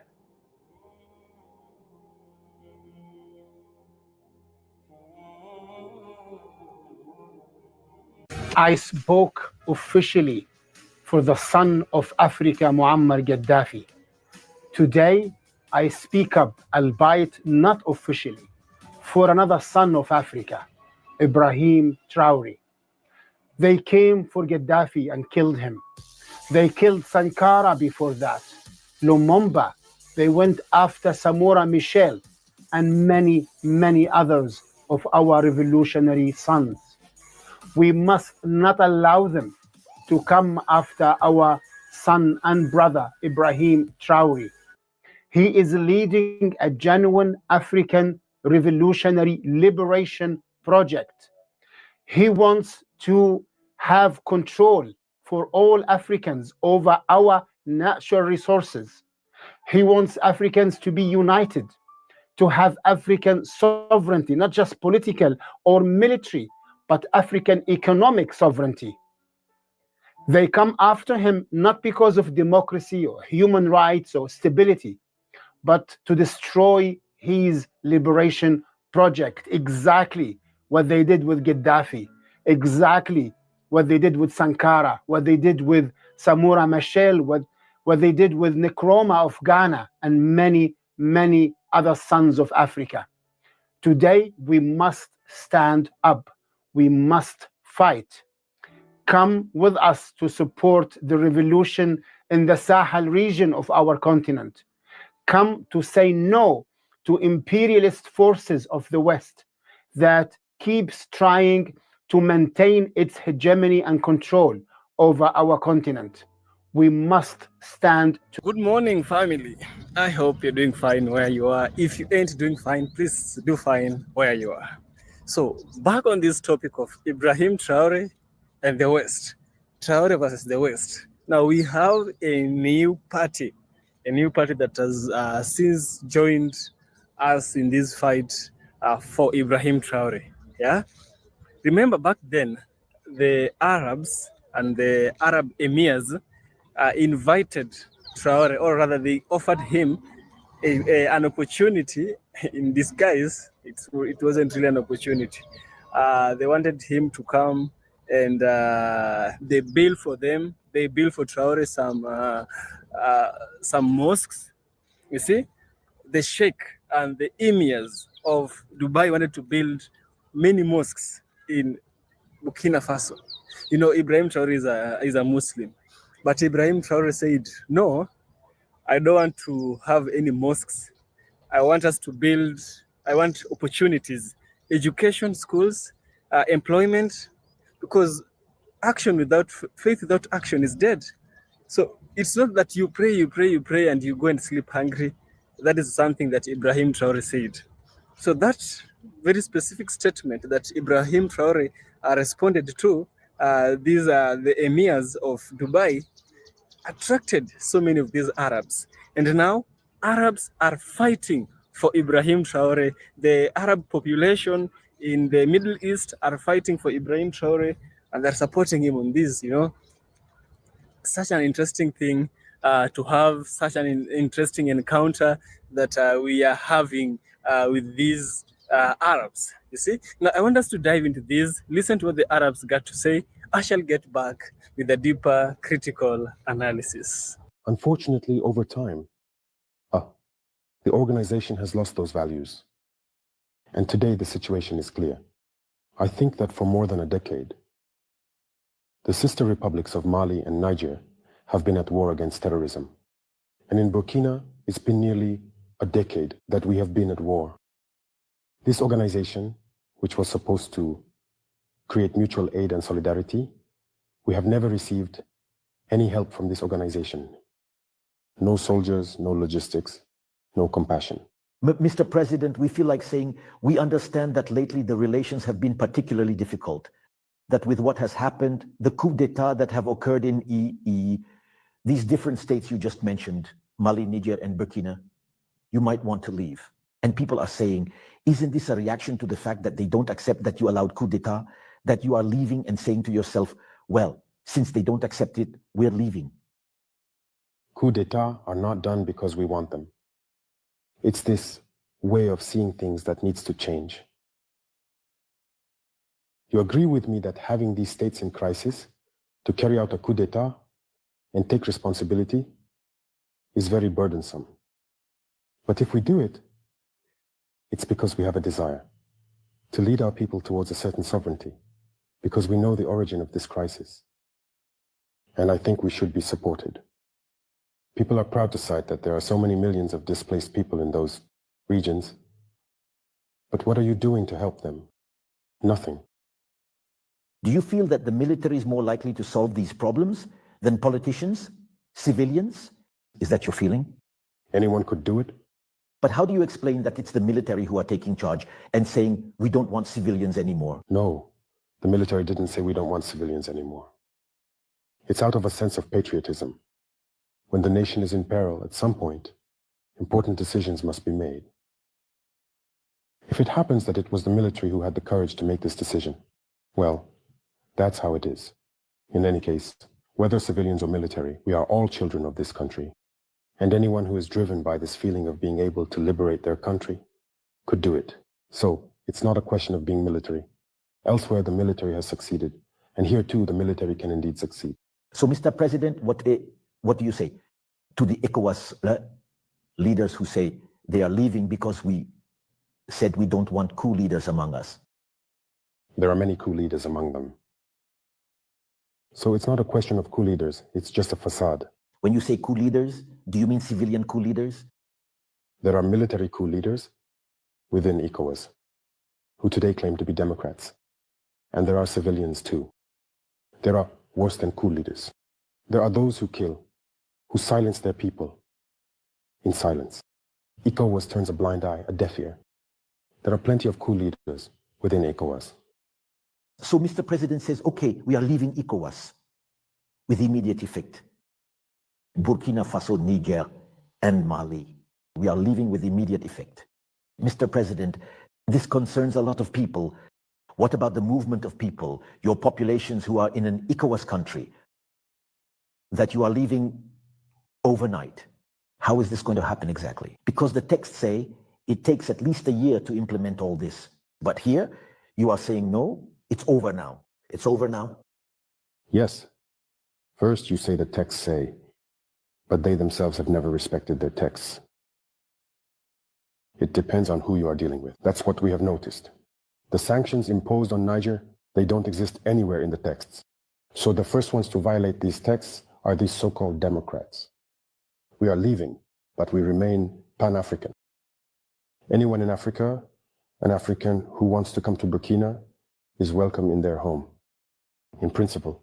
But in the opposite direction, it's going to be complicated. Someone who is within the AES, we will talk about the AES in a moment. Someone who is within the AES, we can tell them they can no longer go to Burkina, they can no longer go to Côte d'Ivoire, they can no longer go to Ghana. It becomes a bit more complicated for those who do their business there. We will see, and we will know what measures to take at an appropriate time. Is this departure from ECOWAS well thought out, Mr. President? Of course, very well thought out. It's not a whim. It's not out of anger. If it were out of anger, we would have done it a long time ago. I think we took the time to analyze the situation, to weigh many things, and finally, to decide. So, if it were a whim from the very first moments of certain sanctions, the people have been quite resilient, it must be said. They have suffered. So, during that time, we could have decided in anger. Now, we have taken the time to observe, to analyze the situation, and to convince ourselves of our strengths before deciding. And you took everyone by surprise. Another element in this, let's say, this new way of shaping West Africa, the AES, the Alliance of Sahel States. Mr. President, is the AES viable? On paper, it's very, very appealing, but is it viable? You know very well that it is more than viable. You know, for a long time, our people have been kept in a certain philosophy, always making us believe that we can't do anything without others. Today, our mission is to awaken consciousness. You are doing it very well, by the way. Yes. I appreciate it a lot. We need to awaken consciousness for the youth to realize what they have at home. An organization like this, you first need to realize its strengths, weigh its weaknesses, and after this analysis, you decide. The AES is very viable. Whether in terms of the economies, Mr. President, if I may, these are economies that are very integrated. You produce the same thing, you do exactly the same thing. Who will sell to whom? How is it going to trade? And what do we do about the fact that these are not countries with at least an opening to the sea? Numbers are one thing. Now I'm coming back and looking at it. I'm just so much excited to see that we are not alone in this fight. Black people have always fought along with the Arabs, with the Palestinians, for instance. We saw South Africa went over there and reported their accusatory country to the ICC. How far is South Africa from Palestine? Very, very far, yeah? So if you look at that, it tells you that we are a human community. A brother is not someone with whom you share a skin color. A brother is someone with whom you share values. That is the true brother, you know? A brother is someone you share love. A brother is someone who comes through for you when you are in trouble, right? So all these enmity that might have been placed by the West is something which is normal, because the Arabs have shown us in particular that we belong to each and everyone, and we are each and everyone's brother's keeper. And when Langley thinks that he is going to attack Traoré, he's not only attacking Traoré, he's attacking humanity, yeah, because it's been shown. So he'll not only have to fight Traoré, he will have to fight the whole humanity. And I'm so much blessed to see that Ibrahim Traoré in himself, he's also courageous, he's powerful, he's not showing any fear, because sometimes fear is what sells you out, you know. If you show that you are brave in terms of adversities, in times of difficulties, you show strength. And that is what Ibrahim Traoré is saying. But now we as brothers and sisters, we should appreciate the Arabs. Now, we all belong to one country and we all belong to one another. Different colors, one people. as it was said by the musician from South Africa. I think his name was Lucky Dube. He said different colors, one people. When we try and look at it like that, what we see is a whole humanity race, but not racism. Yeah. This situation cuts across all boundaries. It cuts across races. It's a situation touching on all humanity. That is my message. I hope if you find value, kindly subscribe.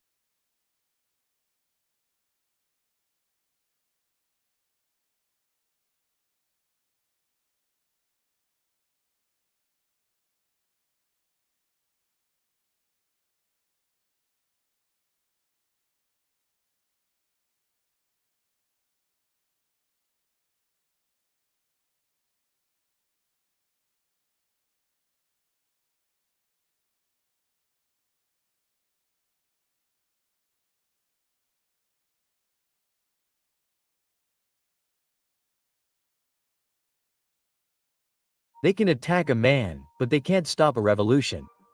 Traoré isn't just a president, he's the promise of a rising Africa.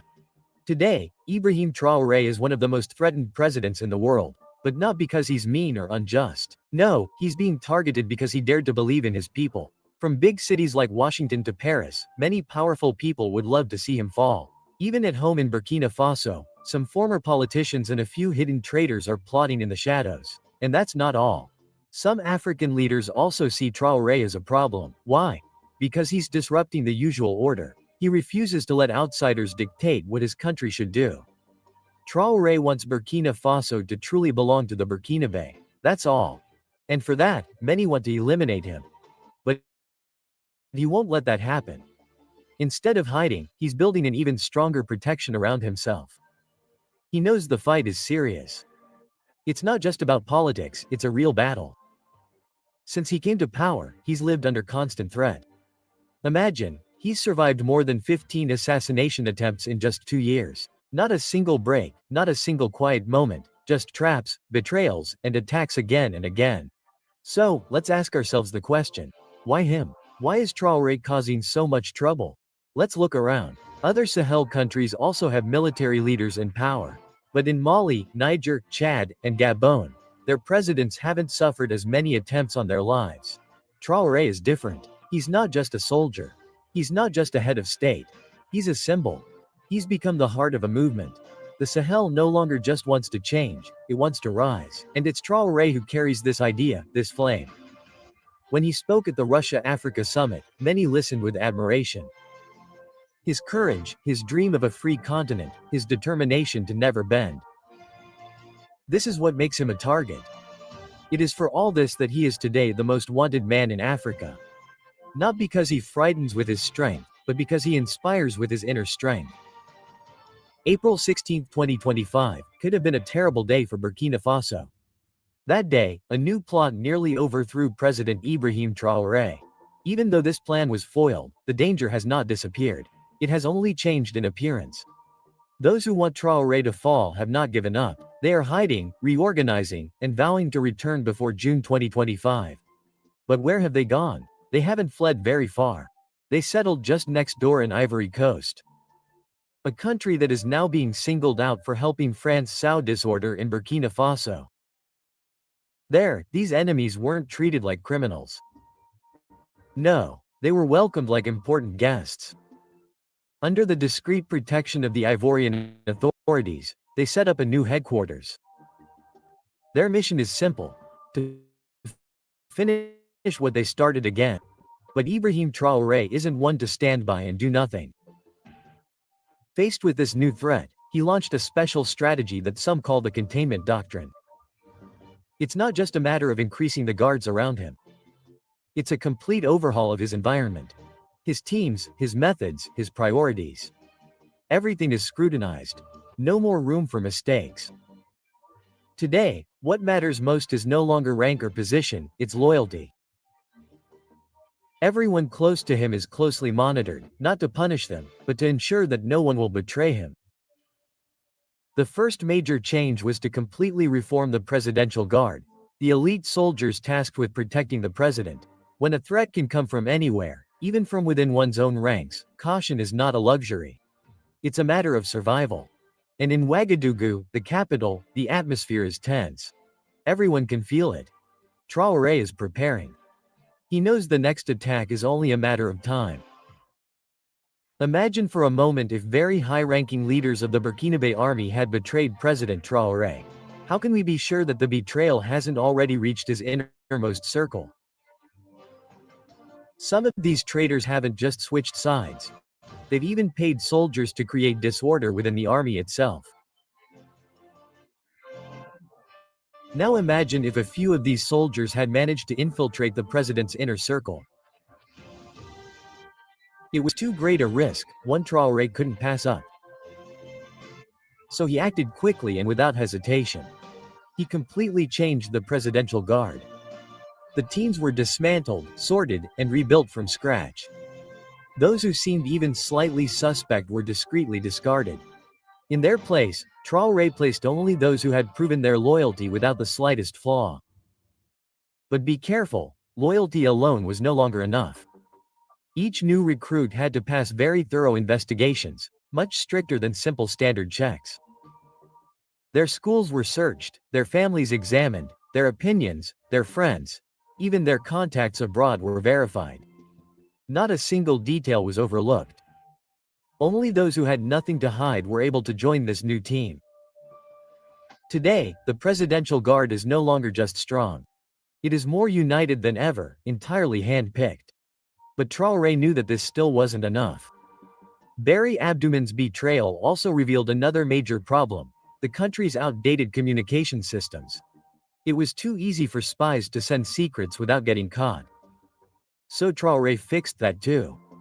He had the entire old network replaced with a new, super secure communication system. Now every message sent is monitored. And if anyone tries to betray his country by sharing secret information, they will be detected, located, and arrested on the spot. No second chance this time.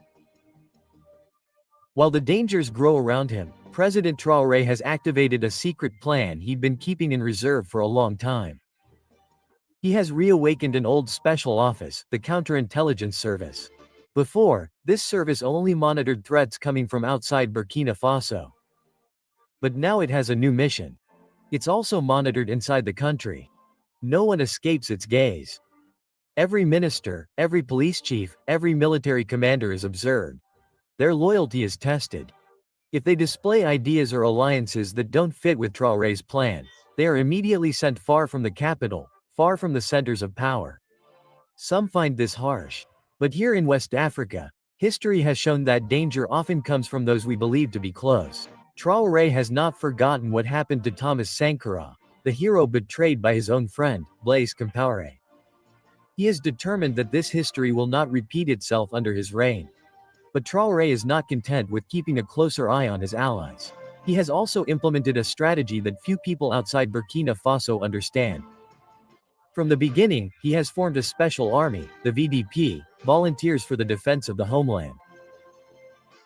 Ordinary men and women trained and armed to protect their country. Initially, they were there to defend villages against terrorist attacks. Today, they have a new role. They have become a living wall around Traoré's revolution. Unlike parts of the conventional army, they have no old loyalty to the colonial era. After the latest coup attempt, Traoré gave the VDP an even more important mission: being everywhere in every key region. Not just to protect, but also to observe. They stand guard, of course, but they also listen, monitor, and directly alert the presidential palace as soon as they sense something strange. These volunteers are now Traoré's eyes and ears throughout Burkina Faso. Thanks to their presence throughout the country, no plot, no betrayal, no secret meeting can go unnoticed. What was once a group of volunteers defending villages against terrorists has now become a veritable living shield against all internal threats. But Traoré didn't want to stop there. Under his orders, the Ministry of the Interior discreetly implemented a brand new program, an ultra-modern biometric system. Officially, it's presented as a simple population census, but in reality, it's much more refined and strategic. With this system, anyone considered a potential danger is now closely monitored. Their movements, meetings, phone calls. Nothing is left to chance. Those who participated in the April 16th plot, for example, are under very close surveillance, day and night. Of course, this new approach doesn't please everyone. Some, especially abroad, are shouting on social media that Traoré is becoming a dictator, using fear and technology to maintain power. But for those who support Traoré, this criticism is hypocritical. They know that Burkina Faso has been attacked from within and without. They have seen villages burn, children flee, and traitors conspire with enemies. And as Traoré himself has said, Burkina Faso is not going through a simple election, it is going through a revolution. Revolutions, according to him, are never comfortable. They require vigilance, sacrifice, and above all, courage. Traoré explains that today's great powers, those strong in industry, technology, and sovereignty, did not grow thanks to quiet elections. They were born out of revolution, struggle, and resistance to the system. In his eyes, Burkina Faso is following exactly this path. But this path doesn't please everyone. There are people inside the country and abroad who fear this change. They would rather Burkina Faso remain poor, divided, and dependent. They prefer a weakened country, easy to plunder, rather than a people standing tall, free, and in control of their resources. If these people really wanted change, they wouldn't try to destroy the man fighting to bring it about. Imagine a country in turmoil. Since Traoré took power in 2022, it's as if an alarm has gone off in the corridors of power and in foreign embassies. They all knew one thing. If they weren't stopped quickly, their world would collapse. Between September 2022 and September 2023, there were 4 coup attempts. 4. And each time, Traoré did what no one expected. No massive reprisals, no blind revenge. He just said, take your things and disappear. But the peace never lasted. In October 2023, 2 more blows in quick succession. This time, Traoré understood, no more warning. The traitors were arrested, the plots nipped in the bud. But the storm was only just beginning. For a whole year, between 2023 and 2024, Burkina Faso lived like a besieged fortress, blow after blow, plan after plan, until the 10th attempt, the most terrifying of all. Why? Because it wasn't political, it was terrorist. In the shadows, an old enemy was stirring, Paul-Henri Damiba. Exiled in Togo, invisible but dangerous, Damiba wasn't alone. He had built a network. Infiltrated soldiers, sleeper cells, armed terrorists, discreet support from the Ivory Coast. The goal? Strike hard, fracture the army, sow panic, destroy hope. Barca Logo, a key city near the capital, became their target. The result?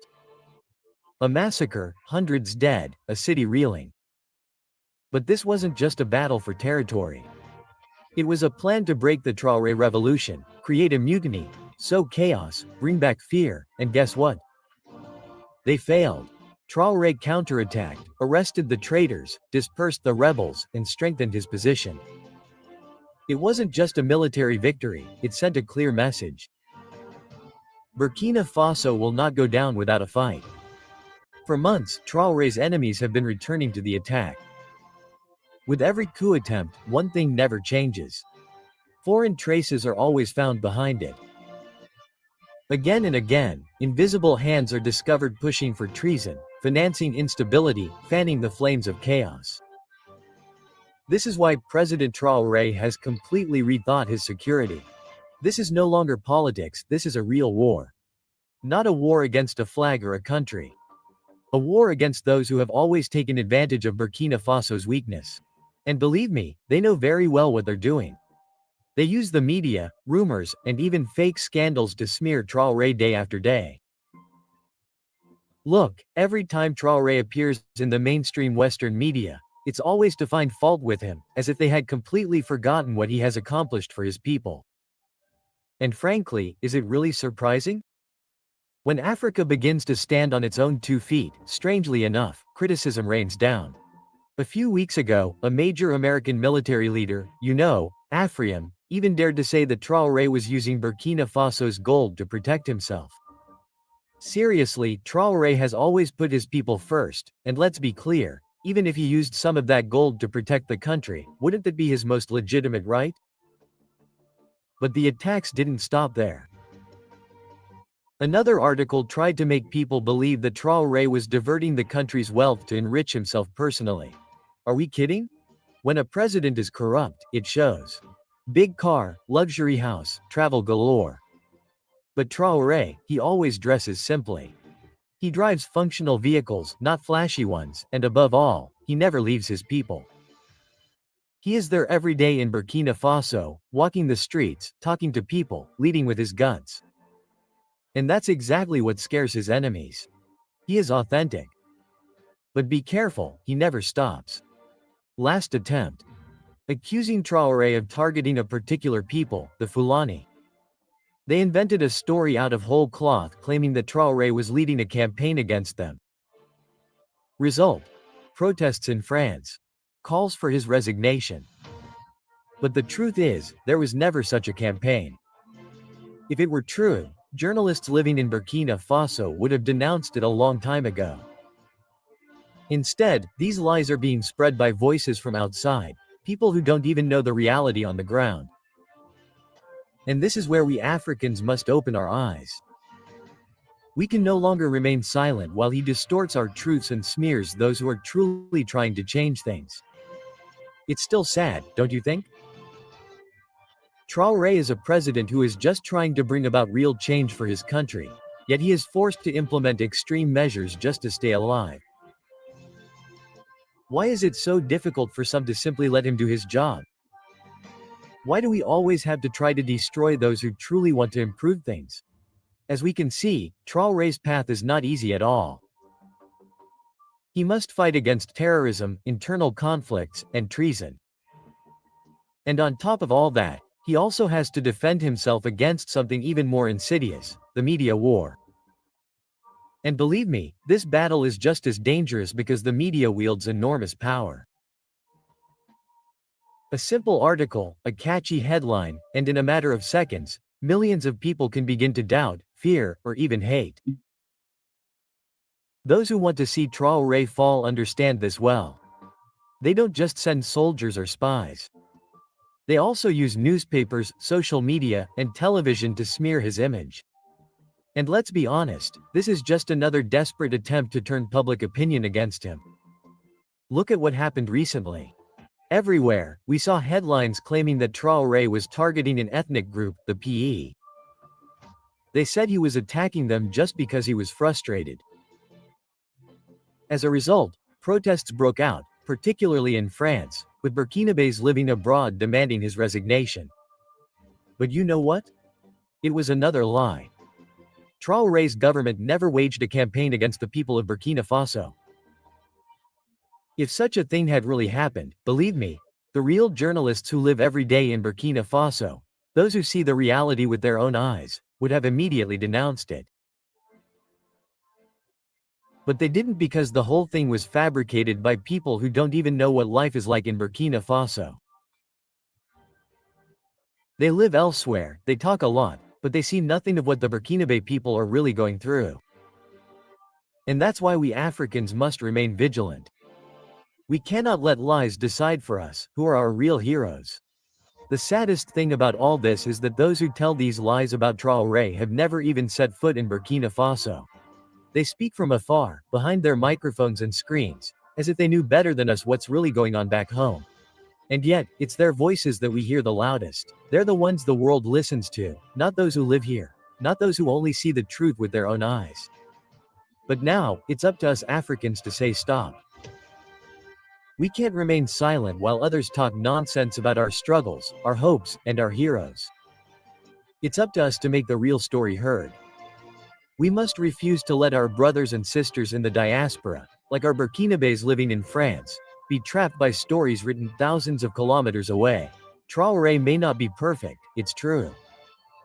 But at least he's fighting for real change, not just for his country, but for all of Africa. If we ever let Traoré down, if we let his enemies succeed, what would happen? The revolution he started could die out. And if that happens, let's face it, it might take decades before another leader like him rises. Look at history. Remember Thomas Sankara? He too dared to dream of a free and strong Africa, but he was betrayed, he was killed. For years, Africa remained silent, waiting for a hero to rise up. Someone with the courage to say no. Someone who would dare to challenge the system in place. Today, that man exists. His name is Ibrahim Traoré. Traoré is not only the hope of Burkina Faso. He has become a symbol of hope for all of Africa. He shows that yes, Africa can have proud, honest leaders ready to fight for real change. But instead of encouraging him, some prefer to betray him. They chose money and foreign promises over love for their homeland. They are destroying the very future they claim to defend. And what hurts even more is that a sister nation, Côte d'Ivoire, is allegedly helping those who want to see Burkina Faso fall. But today, with all the new protections put in place around Traoré, there may be hope. Maybe this time the revolution will hold firm. What do you think?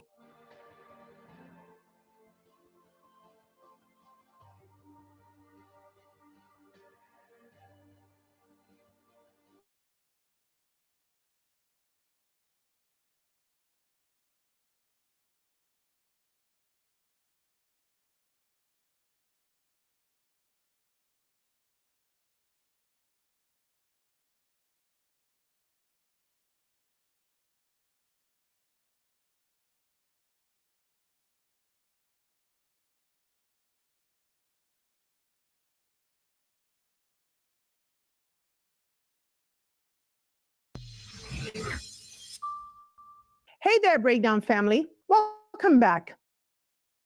So today we're unpacking a major development out of Burkina Faso, one that could have serious implications, not just for the country itself, but for Africa's evolving position in global politics. Just days after surviving a coup attempt, the nation's revolutionary leader, Ibrahim Traoré, has signed a significant new gold mining deal. The project is called the Nayu Gold Project, located in the Plateau Central region. And the mining rights have been awarded to Nordgold, a Russian-owned company with a growing footprint across Africa. Now, this deal comes at a critical time, right? Burkina Faso, like many African nations, has been steadily realigning its foreign partnerships, moving away from traditional Western allies and building closer ties with countries like Russia. And after the recent coup attempt, some see moves like this as a part of a broader strategy to secure political and economic stability through new alliances. So today on The Breakdown, we're going to take a closer look at the details of this gold deal, what it signals about Traoré's economic priorities, and the big question everyone's quietly asking: is Captain Traoré steering Burkina Faso into a deeper strategic alliance with Russia? We're going to break it down. But before we dive in, I want to invite you to be a part of something bigger. Here at Genius TV, we're building more than just a channel. We're creating a global home for Black stories that are told with truth, with intention, and with power.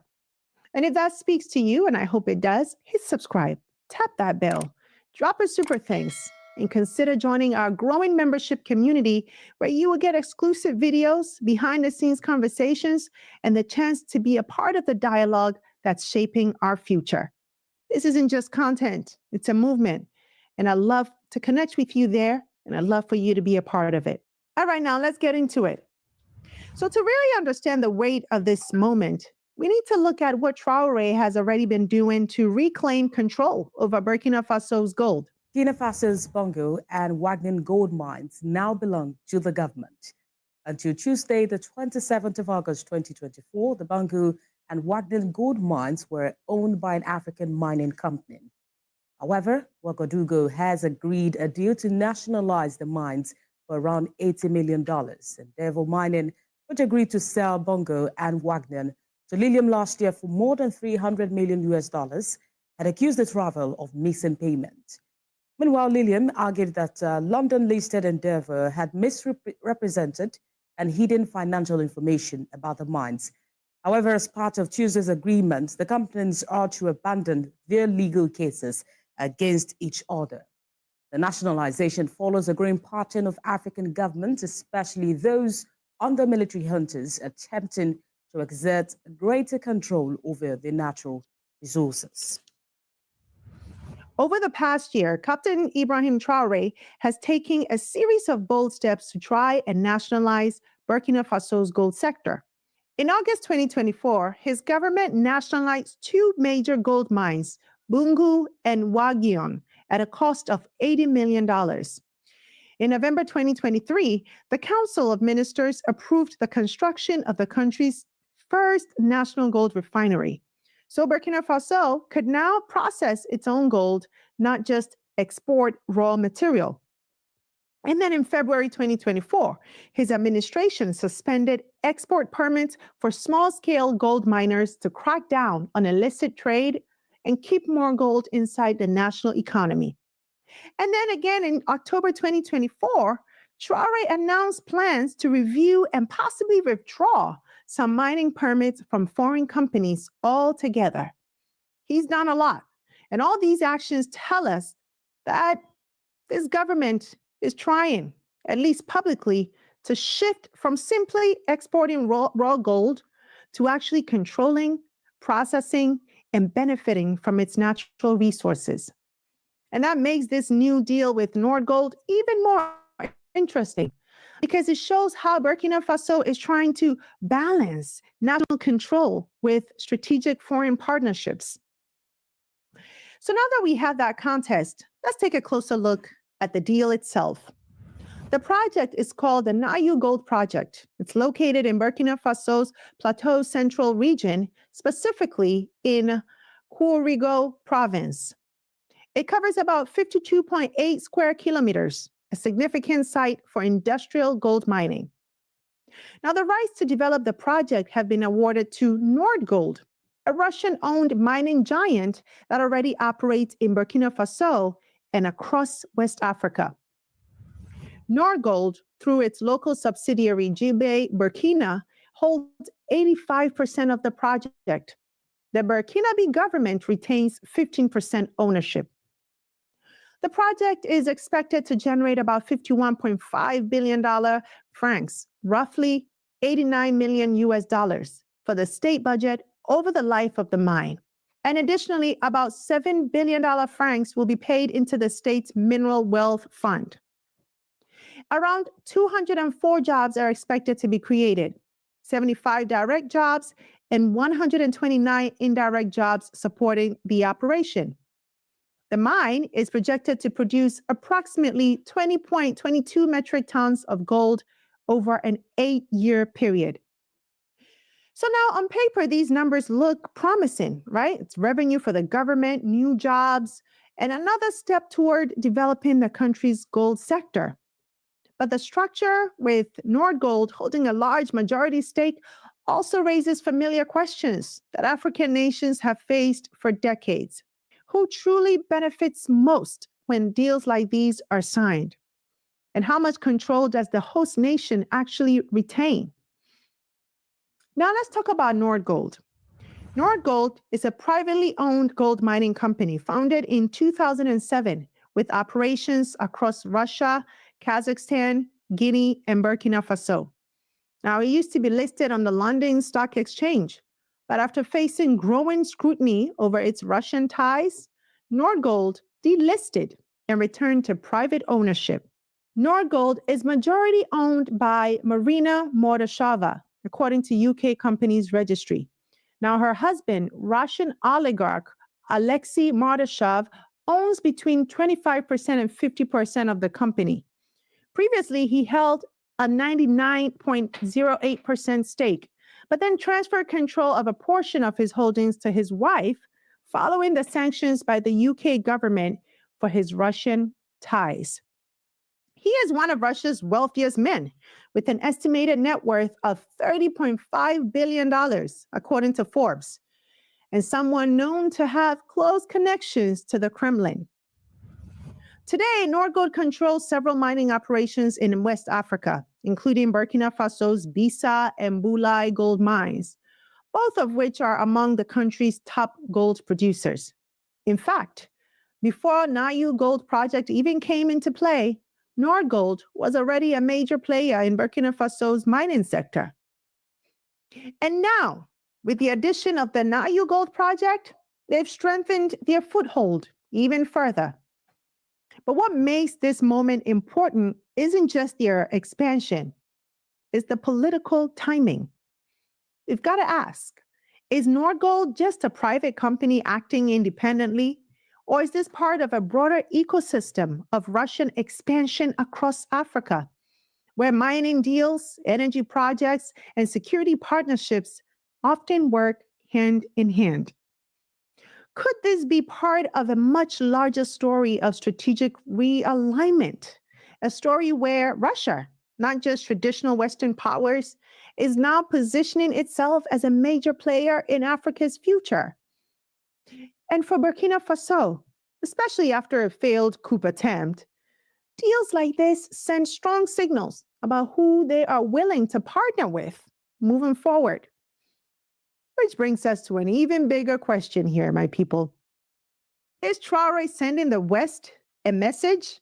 When you step back and look at everything together, the nationalization of foreign-owned gold mines, the construction of a national refinery to process gold at home, the suspension of small-scale gold exports to crack down on illicit flows, the reassessment of mining permits, and now a major gold partnership with a Russian company like Norgold? It's hard to view these moves as random. They look strategic, and they raise an important question.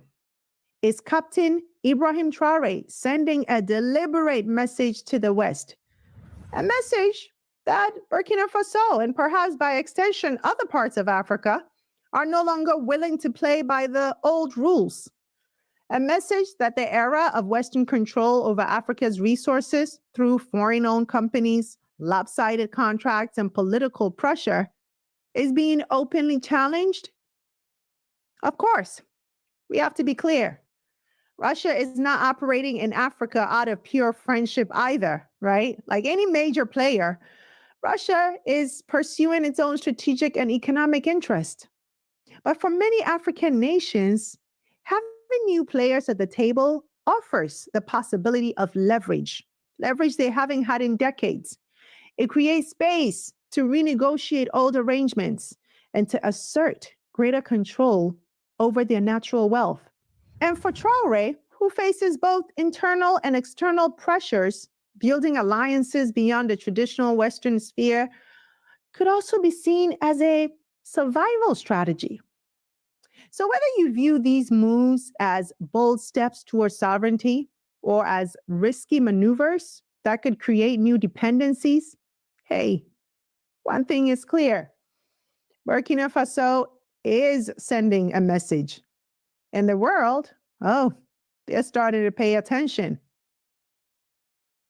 Now, as we think about this bigger shift happening, another important question comes up. Why do countries like Burkina Faso, countries that are rich in gold, rich in resources, still end up partnering with foreign companies in the first place? Why not just mine their own gold, right? Refine it and control the entire value chain themselves? It's something I think about a lot. And it's a powerful question. And the answer, like most things in geopolitics, is complex. Here are a few key reasons. Number one, capital investment. Mining at an industrial scale requires massive upfront investment. We're talking about hundreds of millions of dollars for exploration, equipment, transportation, security, and environmental protections. Many African governments simply don't have that kind of capital on hand. And number two, technical expertise. Modern mining isn't just about digging. It involves advanced geological surveys, drilling technologies, environmental management, and highly specialized processing systems. Without these significant technical capacities, it becomes difficult to run large-scale competitive operations. And then you have infrastructure challenges, right? Mines, they need reliable electricity, roads, ports, and refineries. Many rural, resource-rich regions, like parts of Burkina Faso, they still lack the infrastructure needed to fully support independent industrial mining. So while it's easy to say, well, why not mine it themselves?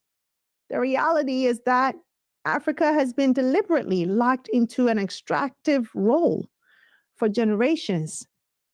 And changing that dynamic takes more than ambition.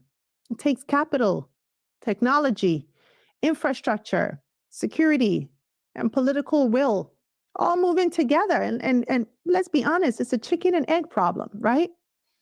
And so that's why moments like this, where African leaders like Traoré are trying to renegotiate old models, are so critical. Because the real battle isn't just about gold. It's about who controls the future economy of the continent. Now, after laying all of that out, here's what I personally hope Captain Traoré does with this new Nordgold deal, because it's happened, right?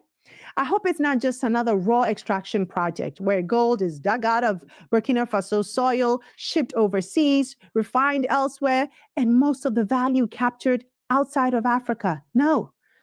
I hope part of this new agreement, this new deal, requires Nordgold to process a significant amount.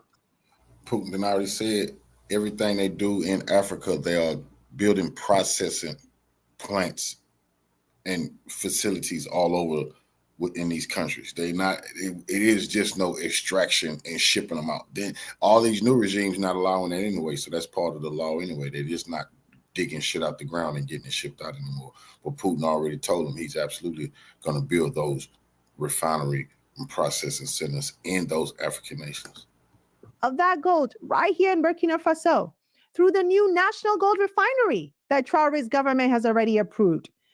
Because if they can create value at home, if they can refine it, package it, brand it, sell finished products rather than just raw materials, it changes the entire economic equation. It means more jobs, more skills transferred, more revenue staying in the country, and more real sovereignty over the nation's wealth. In other words, it's not just about digging gold out of the ground. It's about owning the full value chain from the mine to the market. And my people, that's how you break the cycle. Not just by controlling resources, but by controlling the value that those resources create. So where do we go from here? As we've seen, this gold deal between Burkina Faso and Nordgold is about much more than mining rights. It's about control, it's about leverage, and it's about whether Africa, after centuries of extraction, can finally start capturing the full value of its own wealth. Captain Traoré has made bold moves to reclaim Burkina Faso's gold. But bold moves alone aren't enough. It's the terms of the deals, the ownership of the value chain, and the intentionality behind the partnerships that will decide whether this moment leads to real sovereignty or just a new form of dependency wearing a different face. So, my people, now I want to hear from you. Do you believe Traoré is truly building a new path for Burkina Faso?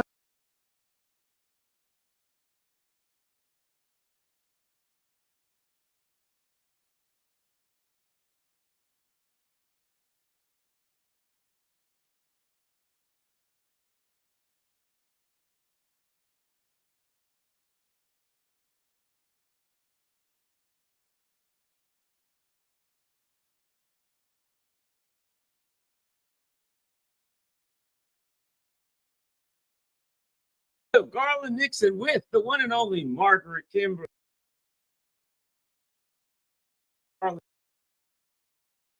Nixon here with Margaret Kimberly. And Margaret Kimberly, let me show you before we go on. I always like to do this with my guests. Black Agenda Report. It's a great magazine. It's a great website, news commentary, and analysis from the Black left.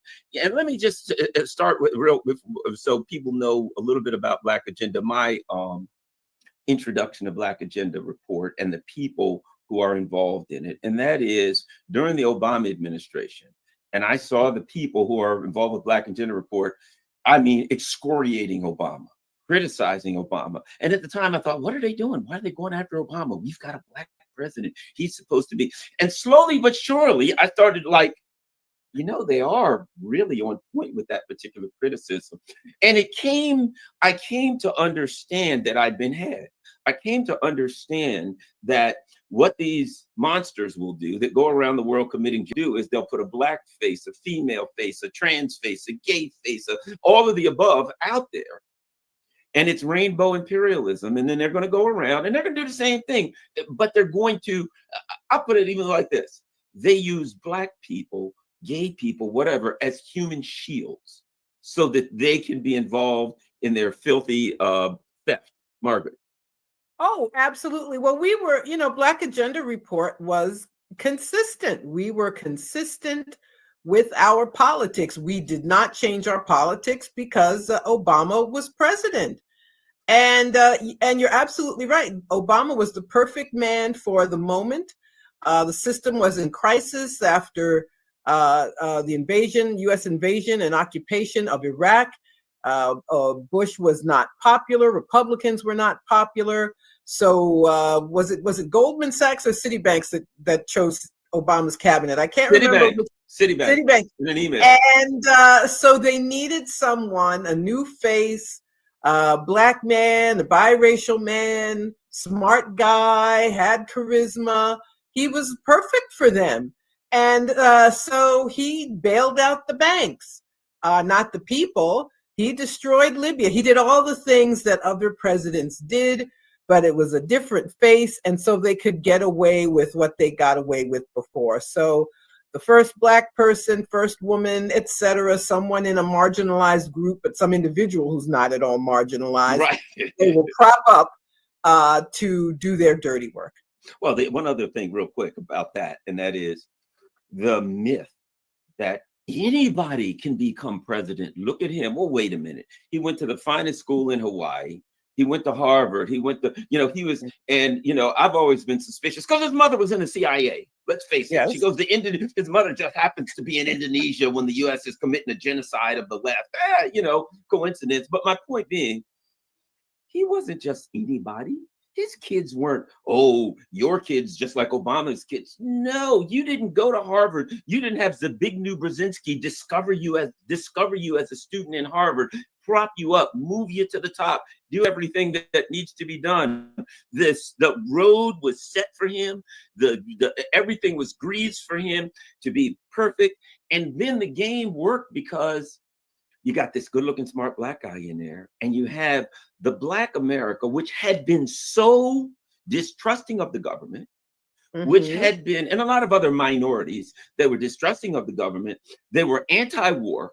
And what do? You bring this guy in here, and he drags them into, the government is your friend, and you should be. War is a good thing. We're doing it for a good reason to help the women in Afghanistan, whatever the hell. So he was a perfect vehicle to really shift Black America into the worst possible political scenario.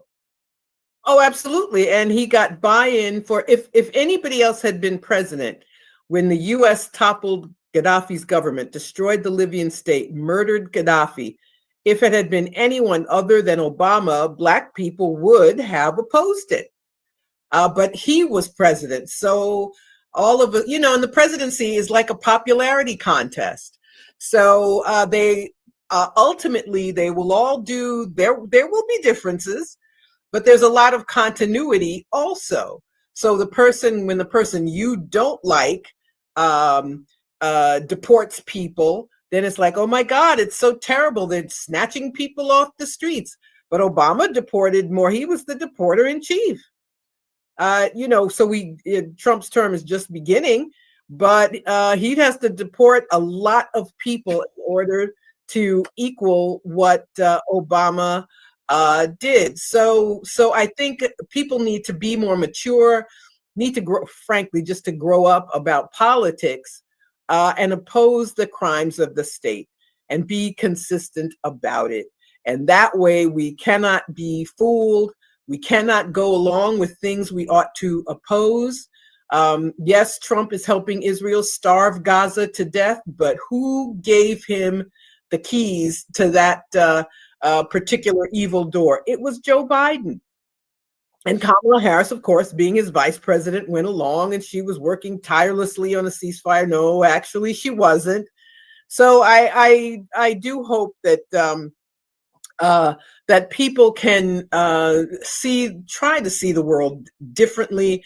That's why we need Black Agenda Report and other independent media, folks like yourself, so that we get to see and read these narratives that are generally ignored.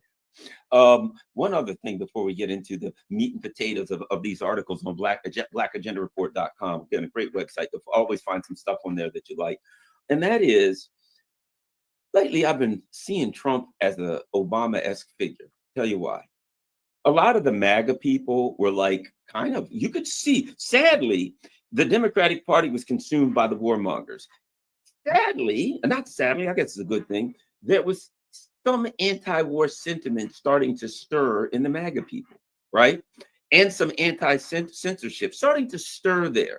They bring Trump in. He's their guy. Oh boy, and what does he say? I'm going to stop censorship. Oh, I'm going to judge me by the wars that I eat. He was Obama. Obama said the same kinds of things. I'm for peace. I'm against cruelty, right?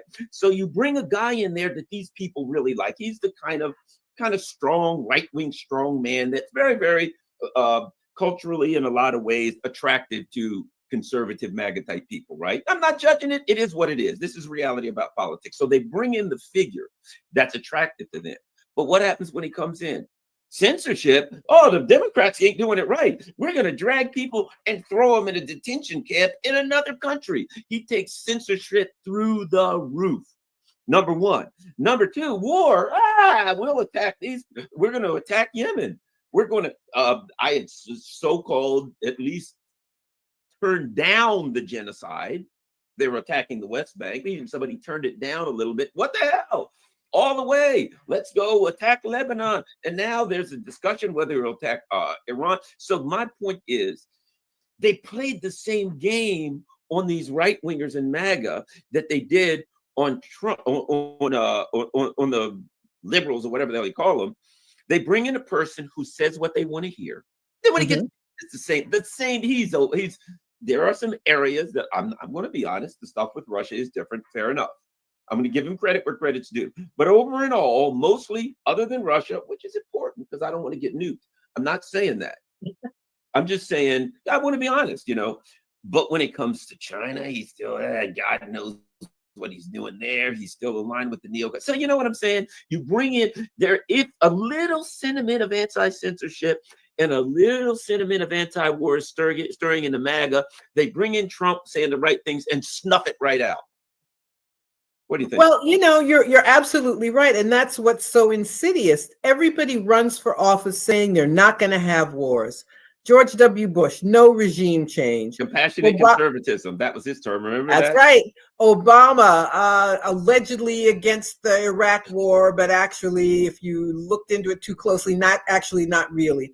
He did the surge, remember? He said, Afghanistan, we ought to get out. And he did the surge and sent more people in. And then he said, what are you going to do? We're going to send more people in so we can get out. And I thought, gee, that really seems to be logically kind of weird to me. Anyway, go ahead.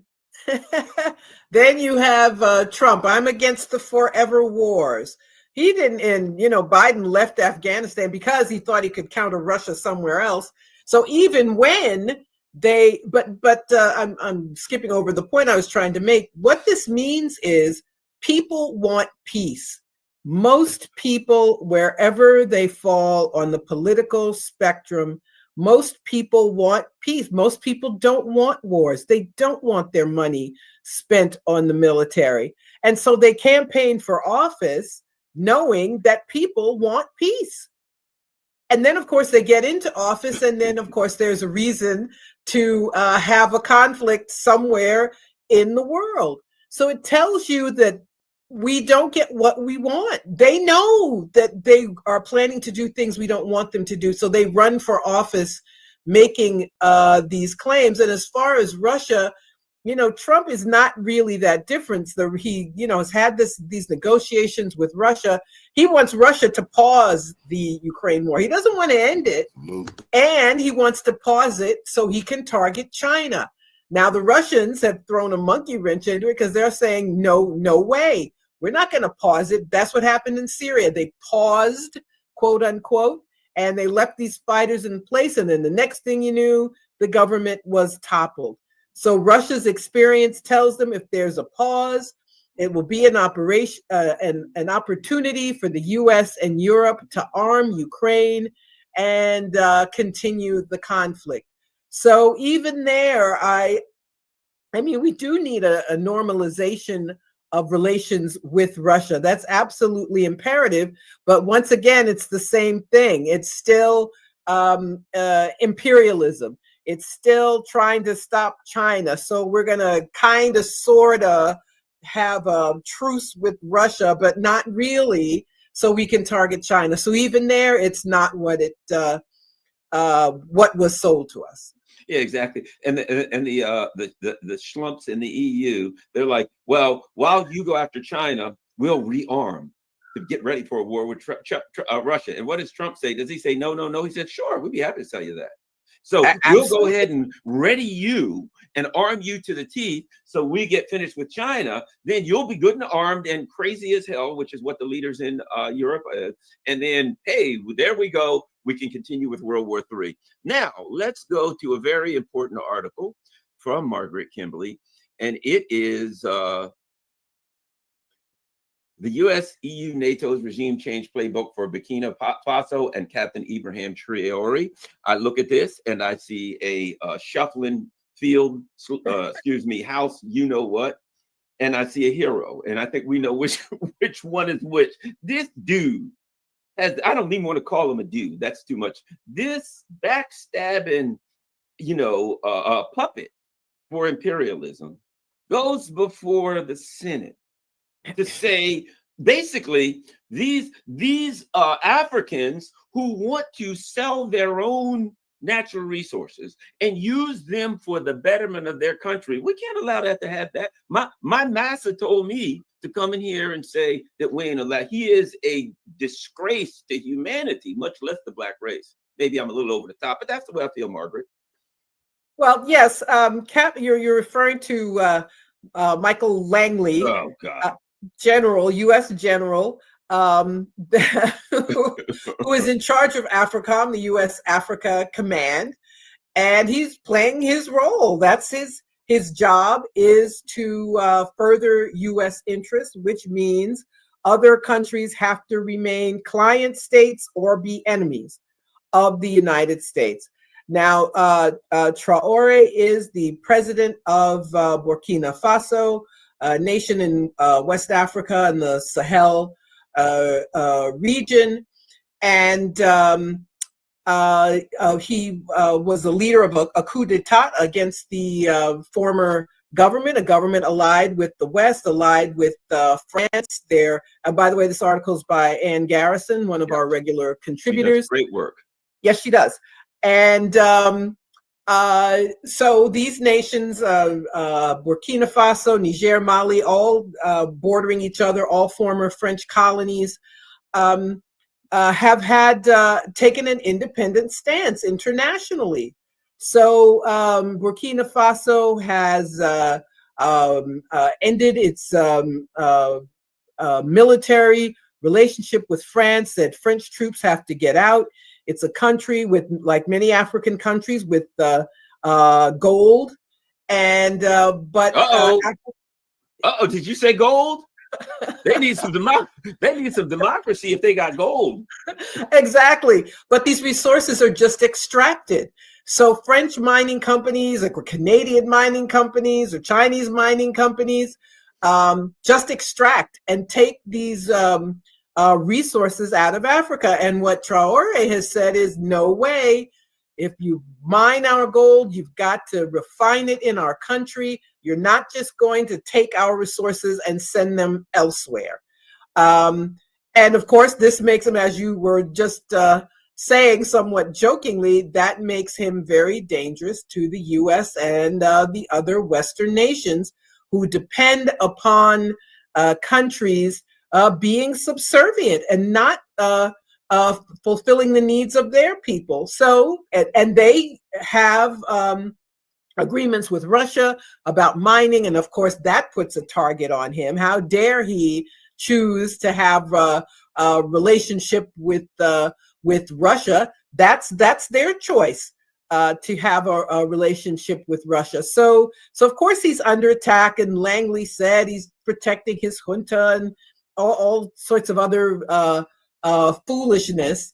But that is what's to be expected of the United States. And I have to say about Langley and other black faces in high places, as I said before at Black Agenda Report, we do not, we're no respecter of persons as it is. We do not change our politics because the person in question is black.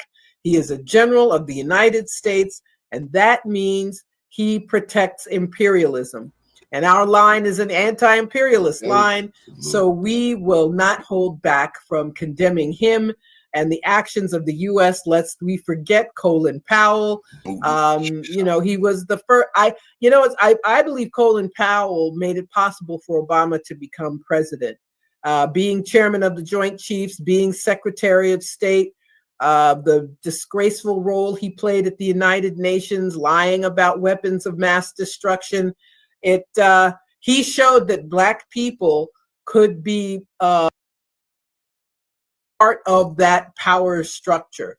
Of course, they got rid of him when they didn't need him anymore. I think that's an important thing to point out. But at any rate, as you said before, we didn't feel a reason to praise Colin Powell or to praise Obama, and we're certainly not going to praise Langley.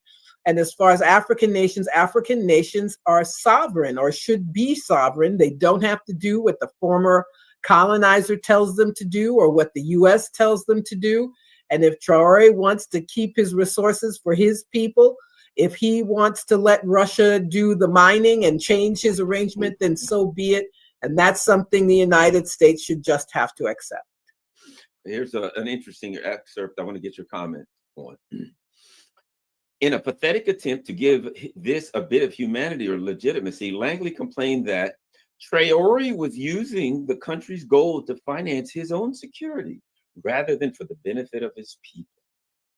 Gee, I wonder what he'd have to say about the U.S. blowing up the Nord Stream pipeline.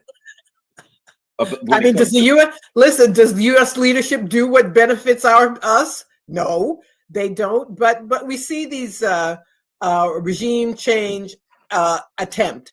First, you smear the person, then you claim he's violating human rights, then you say he's stealing the gold for himself.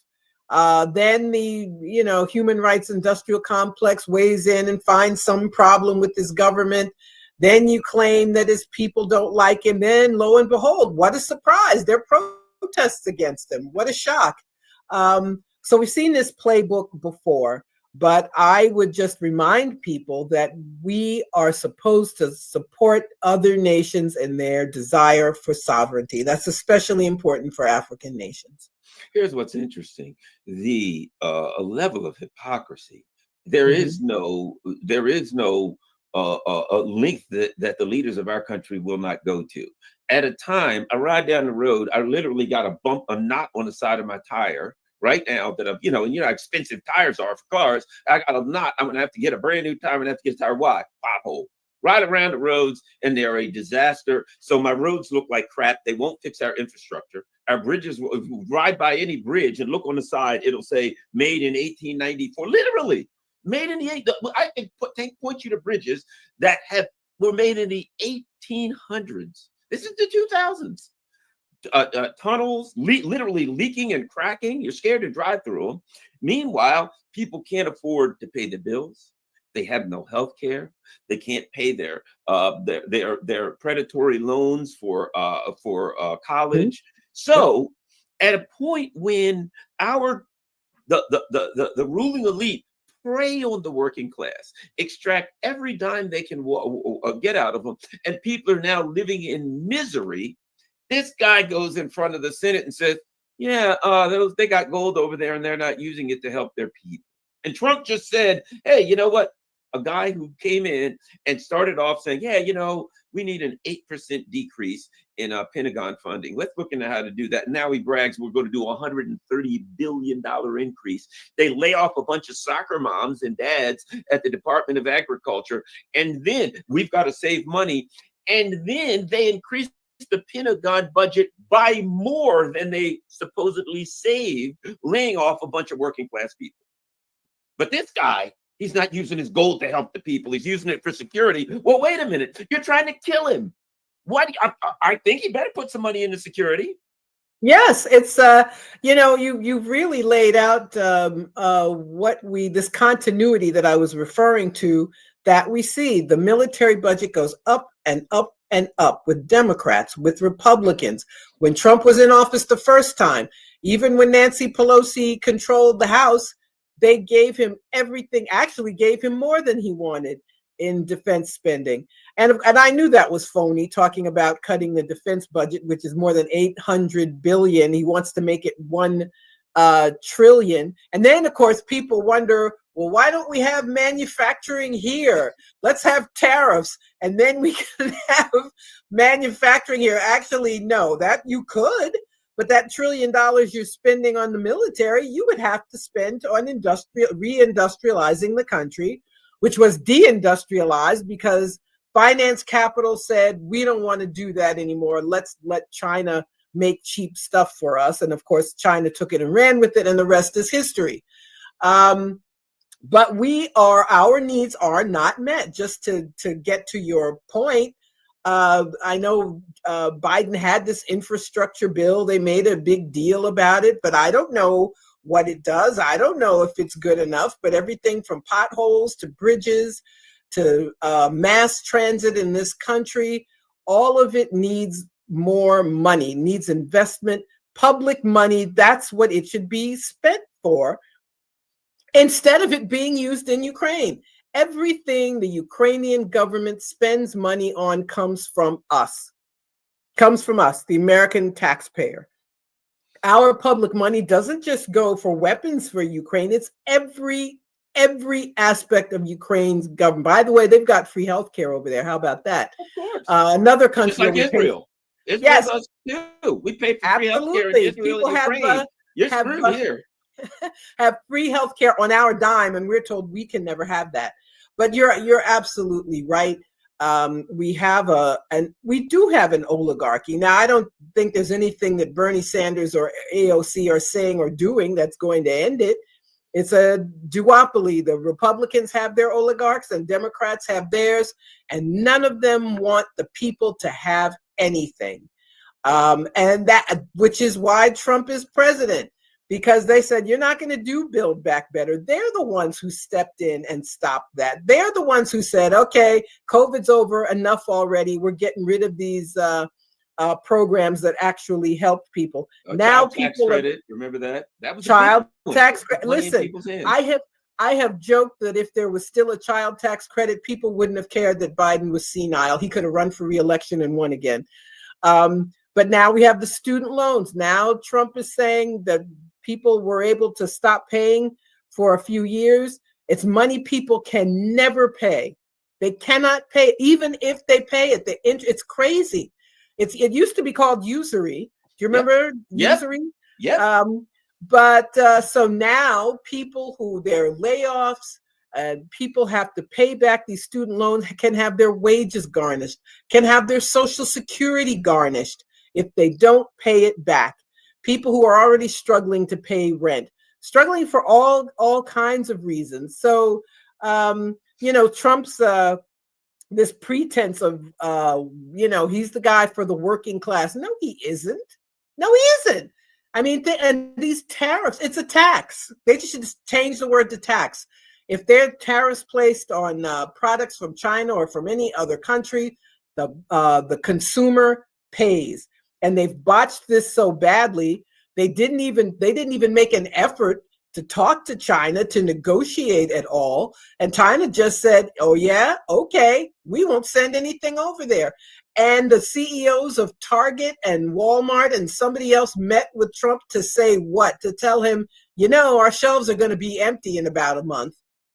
But there's no one addressing that. And instead you have Trump claiming he talked to Xi Jinping when the Chinese said, actually, no, some easily provable lie. So yes, you're absolutely right about the potholes in your neck of the woods and everybody's neck of the woods, all of the needs that people have in these countries that are not being met. We have a president who's petty about all kinds of foolishness. He wants to control the colleges and let's talk about the people who've given in to him. Like Columbia, Columbia University here in New York, I now call it Trump University, the law firms who've cut these deals with him, all these people who we thought would, stand up for so-called liberal values, they don't care at all. So we're in a world of hurt because of this political leadership so-called leadership that we have, and the people who knuckle under and go along. Here's another great article from Black Agenda Report that I would recommend to everyone, and it's important because Grail and Hagler, capitulation masquerading as political thought. Liberals continue to condemn anyone who didn't support Kamala Harris and the latest iteration of neoliberal treachery. Black people are told to stand down when there is a fight worth waging. And Grail, you see these people and they're supposed to be, oh, we're standing up for Black folks, the poor folks, the poor people's march, the poor people's this and that, just like Bernie Sanders. And every 4 years, some neoliberal warmonger, it runs. And what do they say to us? Well, it's the one less concentration camp rule. And you're like, the Democrats are terrible. They've got 5 concentration camps. Yeah, but the Republicans have 6. One less concentration. You got to vote for the guy with one less concentration. That's where we are. Oh, I mean, I'm being facetious, but it's the ultimate end of this lesser of two evils. They get more and more evil to the point where they're literally committing a genocide right in front of your face. They're lying to you. Yes, sir. We're doing everything we can to get a ceasefire, but we can't let anybody speak on behalf of the Palestinians or against genocide at the Democratic Convention. And you get people like Grail and Hagler and Langley, whoever, these so-called Black misleaders coming out telling us, well, you probably should have voted for Kamala. And I think they're greasing the skids so that in the midterms, they can come out and start pounding on Black people and say, okay, you may have screwed up when you didn't vote for Kamala, but now we've got a bunch of neoliberal warmongers and ex-CIA agents. You can vote for them and make up for your misdeeds. Margaret.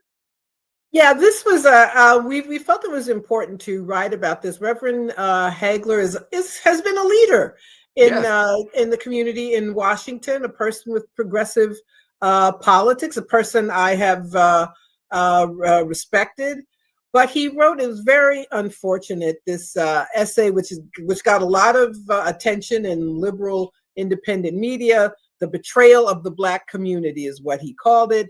And basically it was a screed against anybody who didn't vote for Kamala Harris. It's all your fault that we have Trump. White women didn't vote for us. A lot of Latinos didn't vote for Kamala Harris. The people who didn't vote, so what about the genocide? You should have voted for her anyway.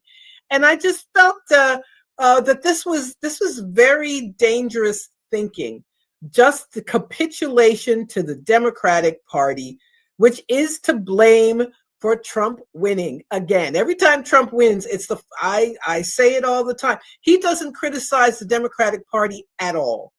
It's just an attack on anybody who wouldn't vote for Kamala Harris. He says, well, we can sort of understand why Palestinians and Arabs wouldn't want to vote for her. We can emotionally understand, as if, so what are you saying? Are you saying that people should vote for someone who's conducting a genocide against their people? How do you ask someone to ignore that? But that's what he did. And it leads to, it's just complete capitulation to the Democratic Party, to everything they did that led us to this moment. It doesn't, he doesn't urge people to organize. He doesn't urge us to think about different political paths. It's just electoral politics, throwing in the towel, so-called lesser evilism. Lesser to whom? Not lesser to people in Gaza who were being starved to death with Joe Biden's help, and not for us here to have this pretense of an administration that doesn't do anything for us, or it would claim, well, we're going to have Build Back Better. We're going to raise, remember the minimum wage? They said, well, the Senate parliamentarian says we can't. Well, guess what? The vice president can overrule the Senate parliamentarian. So if they wanted to raise the minimum wage when they had control of Congress, they could have done it. So this idea that everything's wonderful when Democrats are in, this idea that all we have is electoral politics and all we have is voting blue no matter who. You can't critique them. You can't talk about the things they've done to undermine us. It's just look at Trump, but Trump, that's the answer to everything. And so it's really just capitulating and acting as though you've made some grand political decision. And this business of blaming anybody when Democrats lose is just absurd. People don't have an obligation to vote for a particular to vote for a political party. And the fact that the way Kamala Harris became the nominee, it was interference from Democratic Party oligarchs who finally did what they should have done a year and a half earlier and told Biden, we're not giving any money if you're the person, but they messed it up. Biden endorsed Harris. Obama didn't want him to endorse Harris. Nancy Pelosi, their plan was to have a pretend open convention, make it look like there was some choice there by the people. They didn't have, who really had a primary? The Republicans. So you had these, they screwed it up, frankly, and they ended up with a nominee nobody really liked. The word salad lady, as I call her, a neoliberal who can't even articulate and give people a reason to be neoliberal. So of course they lost. And but to just say that, you know, all you can do is vote for Democrats, and we're mad at anybody who, I mean, it's so silly. He says, we can't believe white women voted for Trump. What, really? White people have been voting Republican for presidents since Lyndon Johnson was the last Democrat to get a majority of the white vote. So it's that kind of silliness, telling people that they should ignore their ethics, ignore their morals, telling people they shouldn't demand more, that we should not be really politically active. We felt it was very important to comment on that. Well, and it's dividing people up by things other than economic class. Because when I talk about politics, I say the working class have to come together against the ruling elite. That's the kind of stuff I talk about. But they want to say the white women voters, the trans voters, the black male voters, the black female vote. Whoa, whoa, whoa. Beyonce's a black female voter. And a poor woman who lives in the, you know, in poverty is a black female voter. They have very different material needs. So one of the things this leadership class does is they put everybody in the same. They'll say, for instance, I remember talking to a friend of mine who was, you know, very well to do, and he was talking about that. He was saying something about his kid, and somebody was talking about black kids that are, you know, don't have as great a chance. And he says, my son doesn't. The guy makes like $500,000 a year. His son, he owns a company, and somebody was talking to him about his boys and black youth who are, and he's a good guy, you know, politically aligned with me. But the guy's like, it's absurd. They're talking about my sons who go to private school in the same way they talk about a young black boy who's in an impoverished area who has a school that doesn't even have, you know, decent heat and air conditioning. The kids are either shivering or sweating to death if they could get a pencil, which they can't. So that's the other part of it, I think, sadly, and that is to divide the voters up by something other than economic class. I'm a big, yes, do I believe that Black people have specific needs because they're Black? A lot of us do. But I think the way to political change is saying the working class have to come together and unite. You know, I think that's an important, but the Grail and Hagglers of the world, not this, I've met the guy before and I have thought a lot of him over the course of time. But where we are now, I'm not going to say the Grail and Hagglers of the world, because I don't want to disrespect the guy because he's done a lot of good stuff. I'm saying this mindset of fealty to these neoliberals does not take into account that there are poor Black people and there's poor white folks, very poor white folks that got the same exact economic needs as poor Black folks, and that we need to have a discussion about economic class. And they kill that economic class discussion, works right into the Democrats, because neither one of these parties are doing nothing for the working class. And I think that's the conversation that needs to happen, Margaret. It's because they answer to their oligarchy, which tells them you'd better not speak up for working class people. You're not going to get any money to run for office. You know, Cory Booker and Hakeem Jeffries, you know, wearing, it was hilarious. It was like, it looked like a dumb album cover, wearing casual, all wearing Black. We're talking about how what we're going to do now, or some foolishness. And both of them get a lot of money from AIPAC. They're not going to talk about Zionism. They get money from the banking industry. Cory Booker gets a lot of money from big pharma. New Jersey is a big pharmaceutical state. They don't represent us. They don't represent us. And it's easy to point at Donald Trump and talk about how bad he is in any number of ways, but these people don't represent our needs either.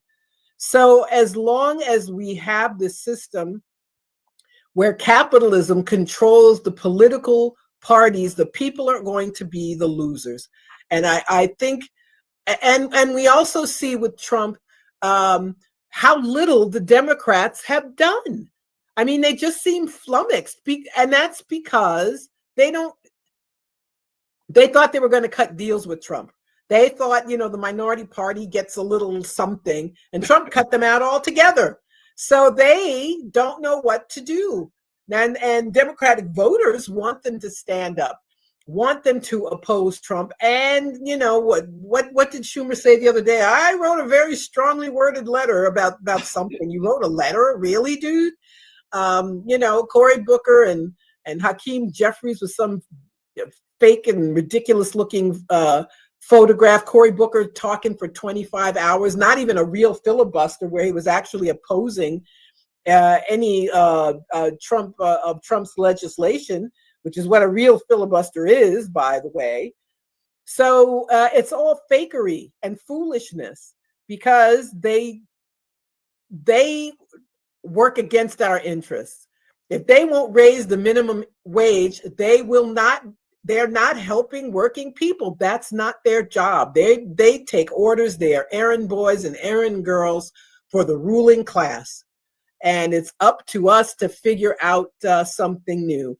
A general strike. I mean, these are things that require a lot of organization and political education that you can't just pull off very easily. But people need to stop being fooled by these politicians. It's not electoral politics that is going to save us.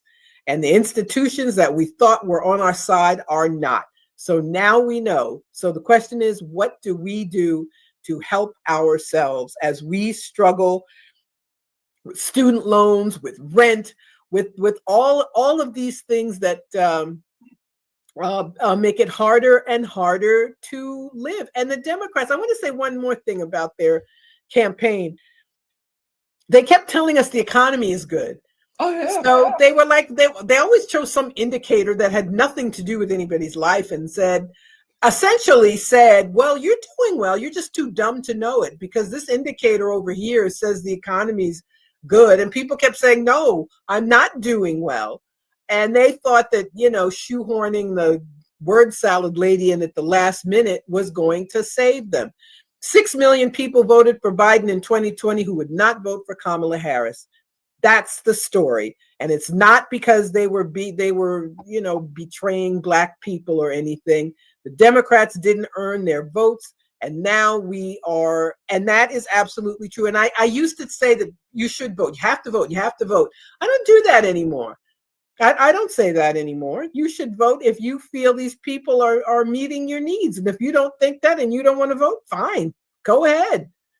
What are you voting for? What difference do you get in the end if you end up with two parties that neither one of them wants to raise the minimum wage and both of them want to endlessly feed the military-industrial complex? Well, here's the truth. The Democrats pushed that lesser of two evils to a point where there were a lot of people that thought Trump was the lesser of two evils. That's a fact. I know a lot of people. Me, because I felt, and many people and many international geopolitical experts have said, the most important relationship is the relationship for international peace and for safety is the relationship between Russia and the United States. That could get us nuked. And the Biden administration refused to talk to him. And the Trump administration is talking to him. As angry as I am about the Trump administration, I don't want to die in a nuclear firestorm. So they pushed the lesser of two evils as long as they could, but they're so bad that there were people like, well, I really don't like Trump at all. I don't want to die in a nuclear war. And people started, and they're like, and let's see, if I vote in the Democrats, they'll probably be overruled by the Senate parliamentarian anyway. Joe Biden's like, hey, we're the most, he literally said, we're the most powerful country in the world. We can fight 2-3 wars and win. But now that Senate parliamentarian guy, I mean, hey, I have no chance of standing up against the might and power of the imperial leader, who's a Senate parliamentarian, some guy that doesn't even really have an office. I mean, you're absolutely right. And to the very end, the Biden administration was trying to start a war with Iran that they wanted to hand over to Trump. I mean, it's crazy. Now, Trump it's unclear what's going to happen. It seems that Russia is working with Iran on an agreement that Biden should have restored. You know, Obama had this deal with Iran. Trump gets rid of it. Biden comes in and sticks with Trump. Yep. So what is this lesser evilism? And I'll go back to my other point. They know what people want. Remember, Biden came in talking about cutting child poverty in half and being the most progressive president since FDR. They know that's what people want, but that's not what happened. So they think people are stupid. They think they can get away with lying. And no one is supposed to say, actually, I'm not going to vote for you.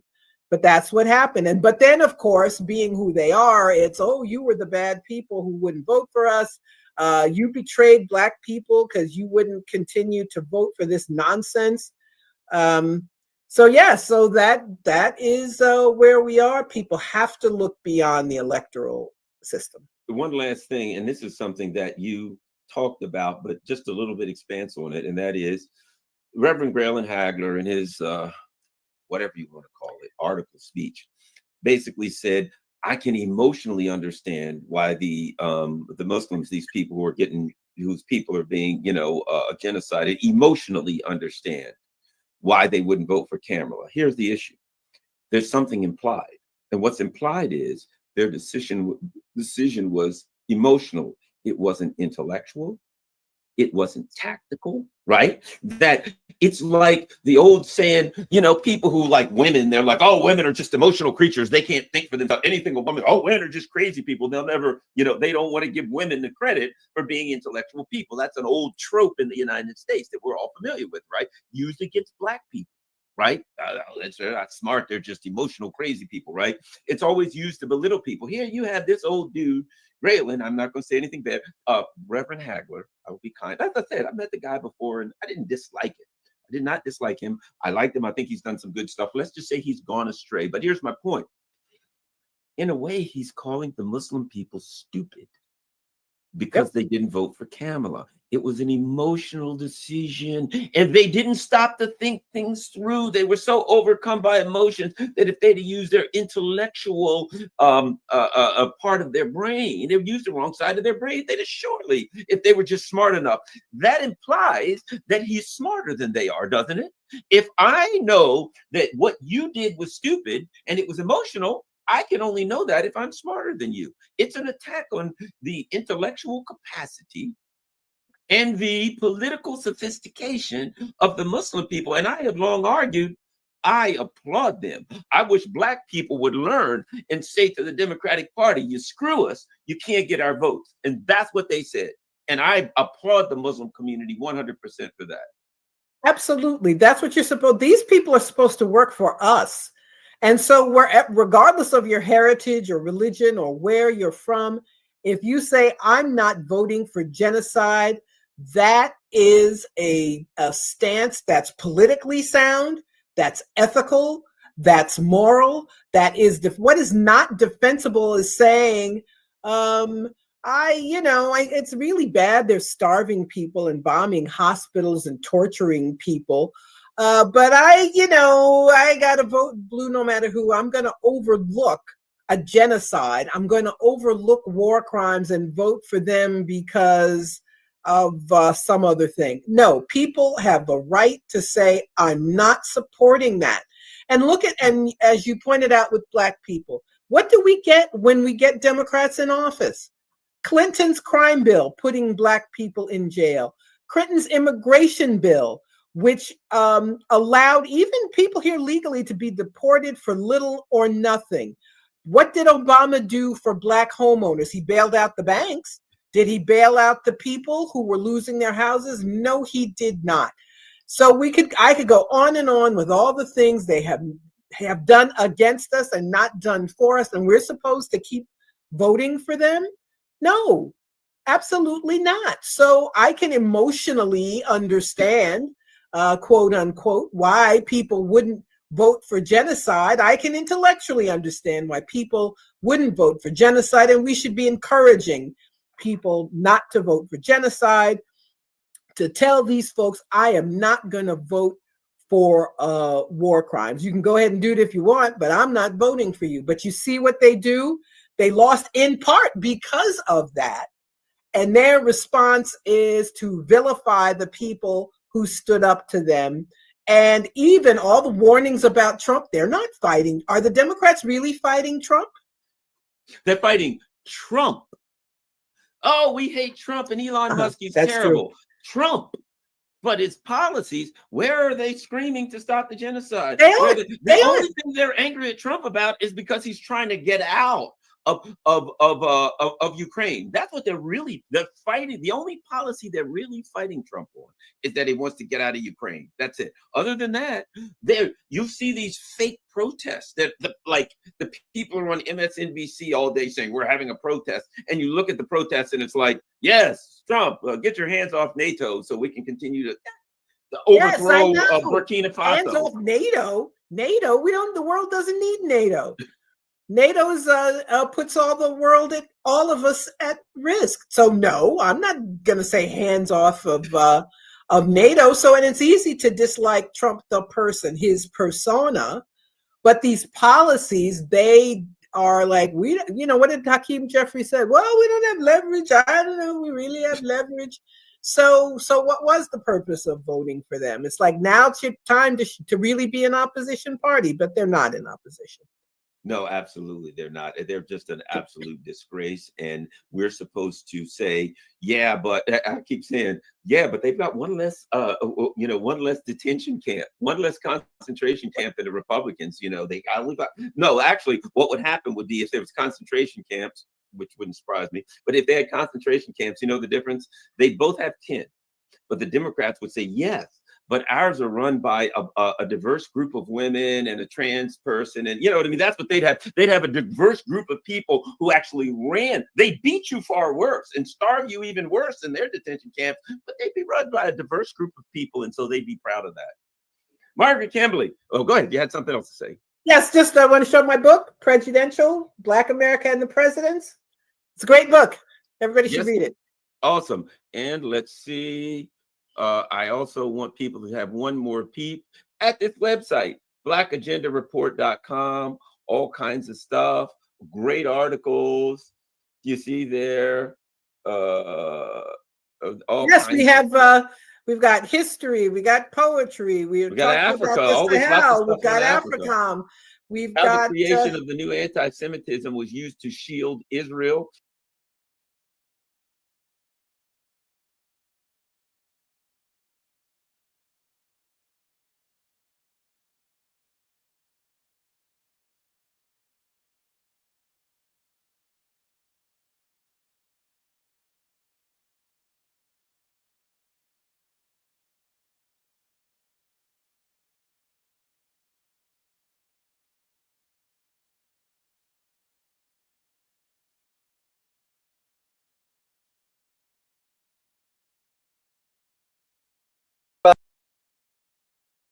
Ghana, good to see you as always. All right, let's get in, guys, because we got a lot to cover. There are a lot of moving parts, and once again, I am going to be providing you a bird's eye view from the top, but put it in perspective as to what led to this failed coup. Which, by the way, this won't be the last time. Mark my word on it. So. But first, let's do some headlines here, because there are some interesting dynamics that I need you to be aware of. Then we'll go into the analysis and dive into that. I'm going to start with the first one. Once again, I am not surprised, because I talked about this the moment Mr. Trump launched the tariff war. This is a statement coming out of I'm sorry, I am getting the wrong. Well, actually, I can talk about it first. So coming out of Beijing. So here is what China's saying. China vow not to bow to Trump's trade pressure, which is exactly what I've been arguing from the beginning, that this time around, don't expect China to bow, because they are in a position of strength. So the ball is in the US court, not the Chinese. And this is what was coming out of Beijing, because now they are open about it, calling the Mr. Trump a bully, which we all know how it is. So China has criticized the U.S. President Donald Trump trade war against it, stressing that it will not, yelled and calling on the international community to stand up to what it's called American bullying. They're right. Here is the quote, and I quote, "Bowing down to a bully is like drinking poison to quench your thirst, and it only exacerbates the crisis." And the quote. Interesting how the Chinese used this particular sentence here. And this is through the foreign ministry, which stated in a video they showed in English with the Chinese subtitle, and that China described the United States as a paper tiger, in quote, noting that American imports and exports account for less than a fifth of global trade, and that the United States does not represent the entire world. Spot on, and you can just see the logic, the argument. You know, the erratic policies Mr. Trump embarks on have nothing to do with the welfare of Americans, will not bring the jobs back or manufacturing, as he claimed.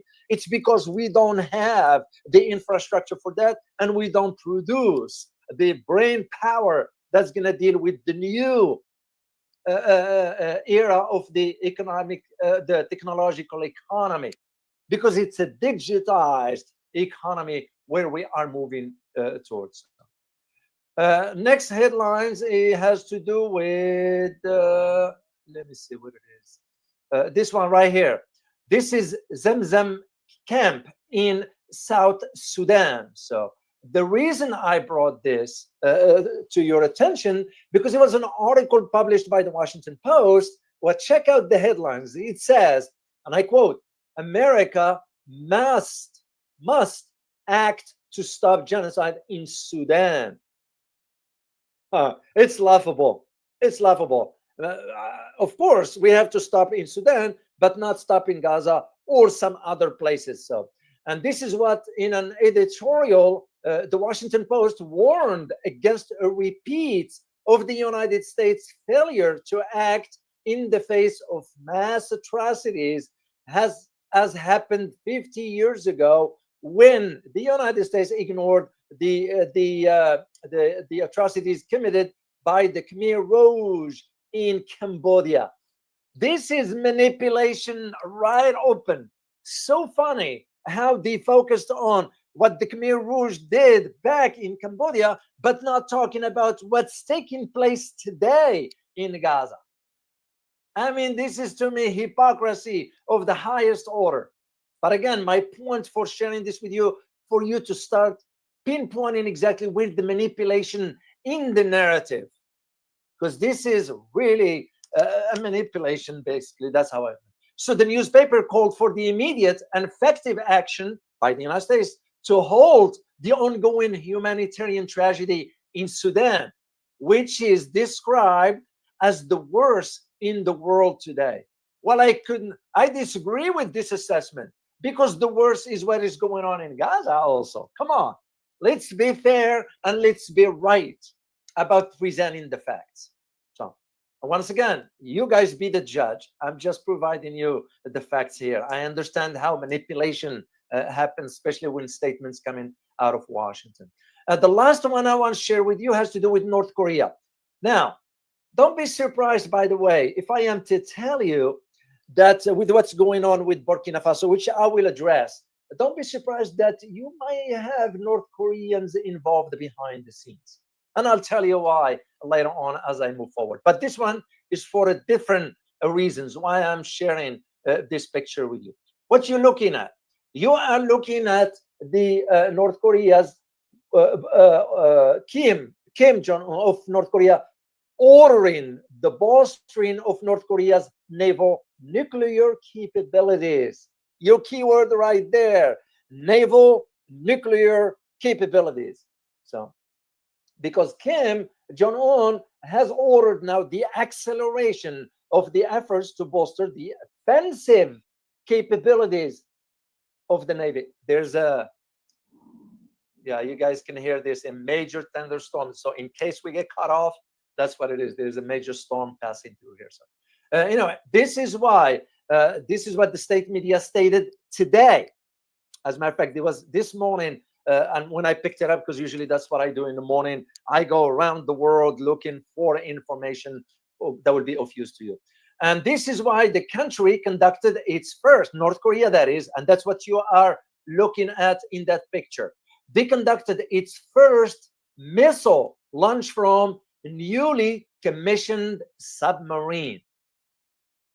It's a major development, you know. And this is why, and Kim, by the way, Kim Jong-un observed the test fire of the hypersonic missiles, strategic cruise missiles, anti-aircraft missiles, automatic cannon, and electronic jamming weapons from the destroyer. That's the picture over there, Cho Ho-yun. I'm sorry if I mispronounced to those who speak Korean language. So, and they added in the narrative or the report that this is the sea-to-sea tactical guided weapons in addition to what has been tested. My point in all this, you know, when North Korea showed this kind of capabilities, we dare to threaten them. I mean, tell me when was the last time we threatened North Korea? Because we know what the outcome is going to be. And look at now, just like I told you yesterday about the Houthis and what was going on, we couldn't even defeat that. So anyway, this is what I wanted to share with you about headlines. So let's get into our conversation regarding what's going on in Burkina Faso, because there is a lot. Of course, here in the West, I surfed last night and this morning. Articles are very, very limited in the West. They don't want to disclose the reasons why, but this is where my analysis is going to be coming in here, and I'm going to be sharing with you. And by the way, I had a chance to read an article by Paulo Aguiar of the Geopolitical Monitor. In a very interesting article. I disagree with some contents of it, However, overall, it's worth your time reading it if you feel like it. So I'm gonna put the link for you in the description, and you guys can check it out later on should you decide to read it. So, but here is the interesting thing: we have put this within the context of why all of a sudden Europe is interested in engaging in Africa. And the other question, which the article addressed, is can Europe compete in Africa's new great game?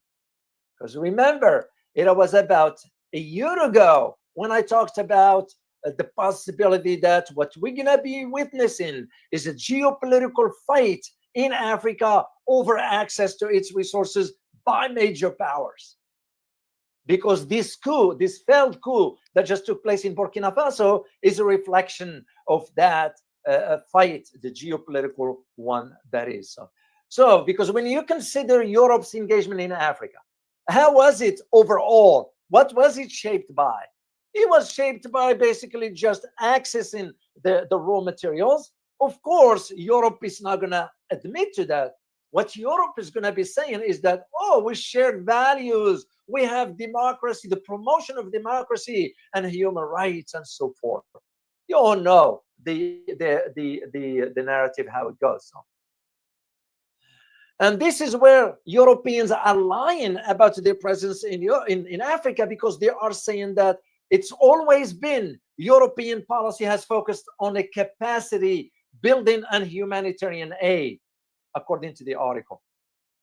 Of course, they have never disclosed the European military entanglement behind the scenes by supporting rebel groups or terrorist groups or extremist groups, whatever you want to call them.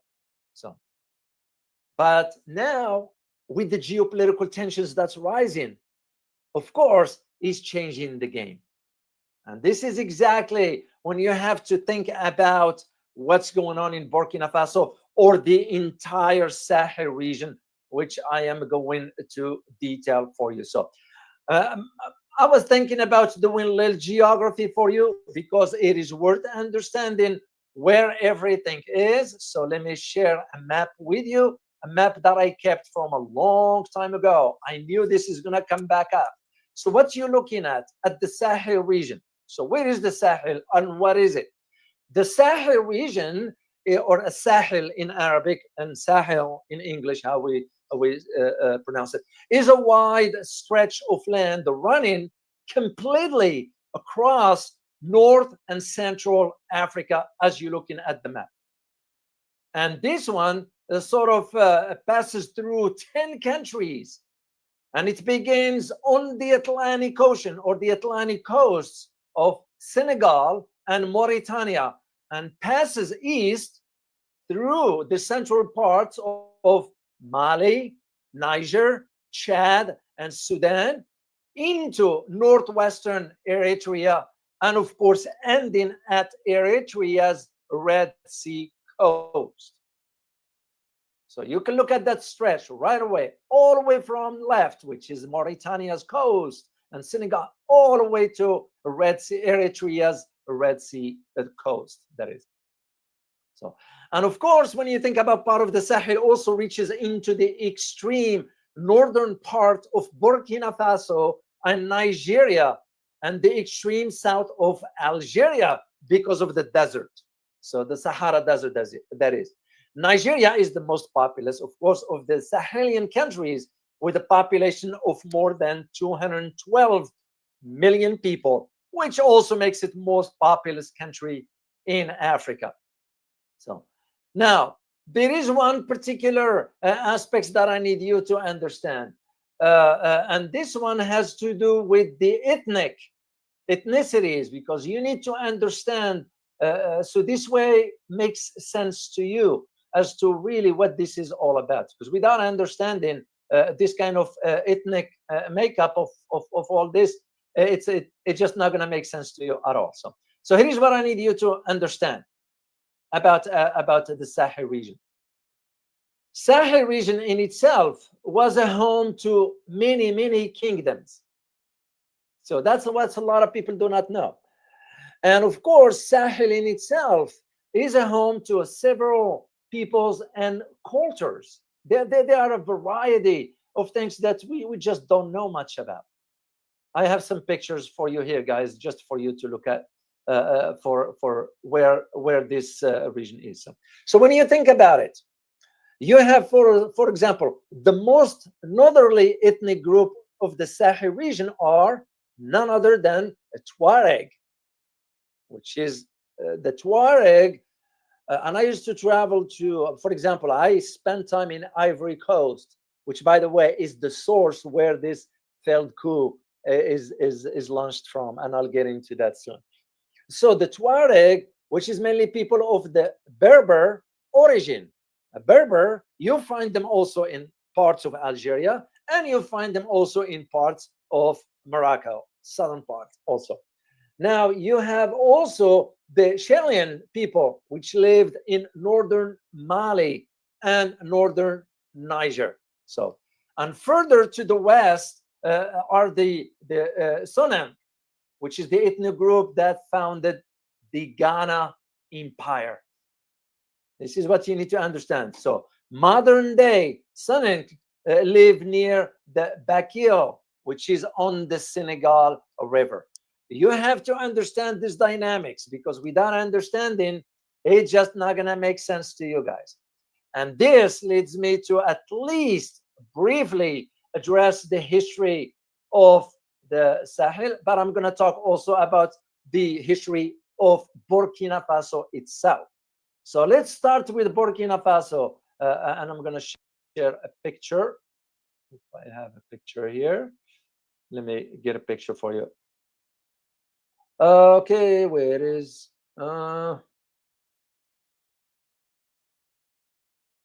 yeah, I have this one here, but this is like a Traoré. There was another picture that I had beside this one, but in any event, if we consider thinking about the history of Burkina Faso, we're talking Burkina Faso specifically, and I'm not gonna go back to about 2600 BC. It's too far out. Suffice it to say, I can mention, for example, in 1700, Mosi kingdoms increased the sort of the original economic and military power. But what I want to focus on is from 1898 forward, briefly here, guys. 1898. What happened back then? That was when the Franco and the British, the Franco and British Convention, that's what the one that created Burkina Faso, today's borders. When you see Burkina Faso's border, actually, when you look at the map here, you will be able to see the border. See, here is Burkina Faso, right here. Burkina Faso, small, southwest of Mali. So those new borders, that's were defined basically in 1898. So fast forward to 1915 to 1917, Burkina Faso wasn't known as Burkina Faso. It was known as Volta-Bani. So, and that was when the Volta-Bani War evolved, which war was anti-colonial rebellion in modern Burkina Faso and Mali. So, and this is where you had at that time about between 15 to 20,000 fighters. Those are rebels, and that's what trying to fight the colonialists. So fast forward to 1919, that's when France creates the French Upper Volta, because that's what separated, which is separating the present territory of Burkina Faso and Mali. This is where you need to understand this geography. It makes perfect sense to understand this one here, guys, because now you see in Burkina Faso, Mali, and Niger wanted to form an alliance together, because they trace back the history 1919 when the France created that sort of the upper the modern Burkina Faso and Mali. So now fast forward again to 1932, after the failed attempt to promote cotton as an export crop, the colony is dissolved and split between the French colony of Ivory Coast, French Sudan, and Niger. 1947, following the intense anti-colonial agitation after World War II, France reverses its previous decision and revives the colony of Upper Volta. Remember, that was the word given to Burkina Faso back then. So, 1958, Upper Volta gained self-governance and joined the Franco-African community. In 1960, Upper Volta became fully independent with Maurice Yamigo as president. And in 1966, military coup deposes Yamigo and suspended the constitution and brings in military government under Lieutenant Colonel Sangoulé Lamazina. 1976, a new constitution establishes a 4-year transition period towards the civilian rule. And that's what happened at that time. 1978, Sangoulé Lamazia is re-elected. 1980, Saïd Zibro overthrew President Lamazina in a bloody coup and set up military government. 1982, Zirbo is overthrown by Jean-Baptiste Ouédraogo. Fast forward to 1984. See, this is specifically important. Why? It's because in 1984, when the Upper Volta was renamed to modern-day Burkina Faso. 1987, Sankara is killed in a coup. And I'm going to talk about Thomas Sankara because it's very, very important to understand. And of course, the rest is history as to what happened in 2022, the 2 military coups in 1 year, and January coup led by Damiba seized power and deposed President Traor'e.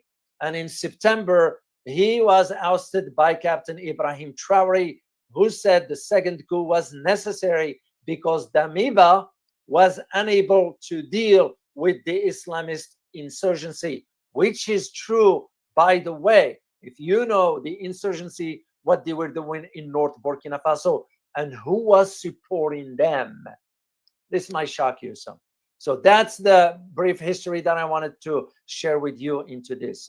So let me share one thing with you while I'm talking about history regarding Thomas Sankara, because you need to know about Thomas Sankara. And I think I have a picture of him, if I am not mistaken. Yes, right here. 1983. Ask any Burkinabe and they'll tell you that was a good person because he trying to do what's good for Burkinabe citizens. So why is this important to understand? Because some Thomas Sankara, you know, sort of the equivalency, he's been given the equivalency of who was the revolutionist in Latin America that was well known. Let me see if you guys can type in this in the chat box. It was well known in the history. Let me see. From Latin America. Oh, you got it, Multitom. You got it. Rivera. He was compared to him because of what he wanted to do for his country. So, long revered by some sort of youth and activists across Africa, not just in Burkina Faso. Sankara finally also achieved a measure of government recognition in his country. And you know why? Because we're celebrating the 36th anniversary of his assassination in a military coup. And for years, for many, many years, the commemoration of the late president's death were organized by civil and political groups, not the government. And that was, of course, inspired by his revolutionary achievements and ideas. And of course, on October 2023, it was specifically October 15, Burkina Faso's governing military regime, keen for more popular support, made the anniversary an official event. So, and I'm not going to get into a lot because usually he was considered as a hero of the nation, and he some sort of what he was trying to do for his country. It's exactly what Ibrahim Traoré is doing today, which is leading to this attempt on his life, meaning Ibrahim Traoré. So anyway, that's, I just want to provide you a quick, at least to understand what's going on. So now, here is what's going on with the failed coup. And the local media just reported this about 4 days ago or so, because it was supposed to be a meeting scheduled at the headquarters of the general staff, you know, and this one was supposed to include army officers. However, that meeting was postponed and later on was canceled. And this is where you have to understand the ins and outs of what was going on. So first, let me, I'm going to be hold on a second here, guys, 133, and that will give you an idea as to why. 133.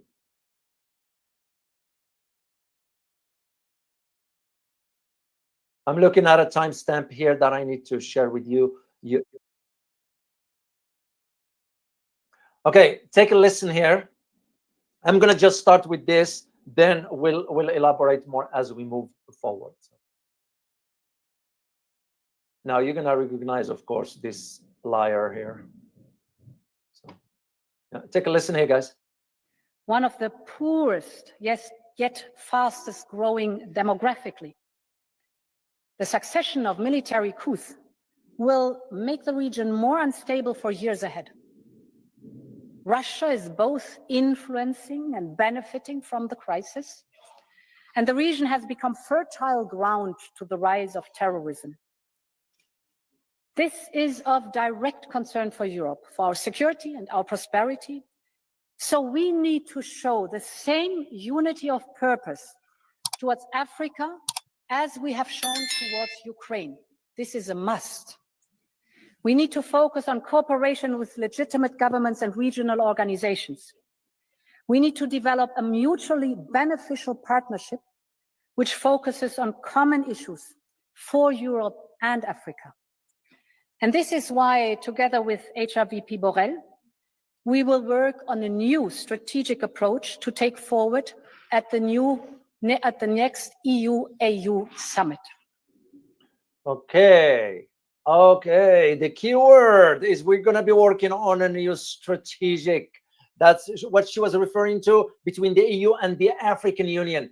African Union is the entity that serves the Europeans' interest, by the way. So, and for this clip, guys, I give credit to the African News Channel. That's what I get it, and you give credit where credit is due. So now you're going to think about why the Burkinabe authorities have announced on Monday about the failed coup, that they have thwarted that failed coup. Excuse me, which involved several military personnel and former members of the armed forces. So, of course, the information was made public later on because today there is a massive demonstrations in support across Africa in support of Ibrahim Traoré. So you need to understand this, why the West is pissed off. The United States included, France, and the rest of Europe, of course, because Europe is just following what the United States does. And this is why all of a sudden you find in the United States is getting sort of agitated with what Burkina Faso leader, Ibrahim Traoré in this case, getting into the policies that they're gonna embark on. They are very, very interesting once you know exactly what this involves. So this is the Minister of Security, Mamadou Sana, He is the one who announced the failed coup, and now they are looking for some deserted military personnel who have fled. So some of them were involved. Like, for example, I have some screenshots of certain 3 individuals. Those are part of an elite unit. Those were closer to the president's circles. They usually, they don't say much, they don't whatever, but they were the one that were hired by certain entities to keep tab onto the movements of the troops, the movements of the presidents, the schedule, and so forth, to have an idea. And this is why the security ministry decided to make that public. So, now, the meeting that took place on April 24th at the presidential palace, and I have a picture of this. I looked it up to make sure is the right building, and it was. Assuming I have the picture here. No, I don't. Yeah, I do. Right there. Excuse me. This is the presidential palace. So what was important about this one is that the meeting that took place was under high security. They even had to bring in sniffer dogs. And of course, they had helicopters flying because it was a failed coup. That means what? There will be a second attempt and a third attempt, and so forth. So this is not the last time. And that is why Ibrahim Traor'e himself has called in for a massive demonstrations today in support of the government. So, and of course, the objective of that, what is it?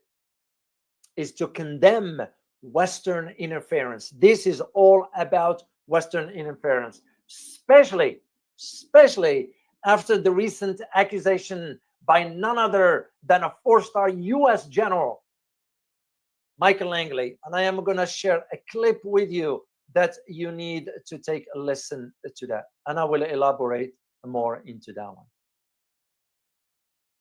Okay, hold on a second, guys. Let me share screen with you and we'll take a listen and I'll elaborate on this one here.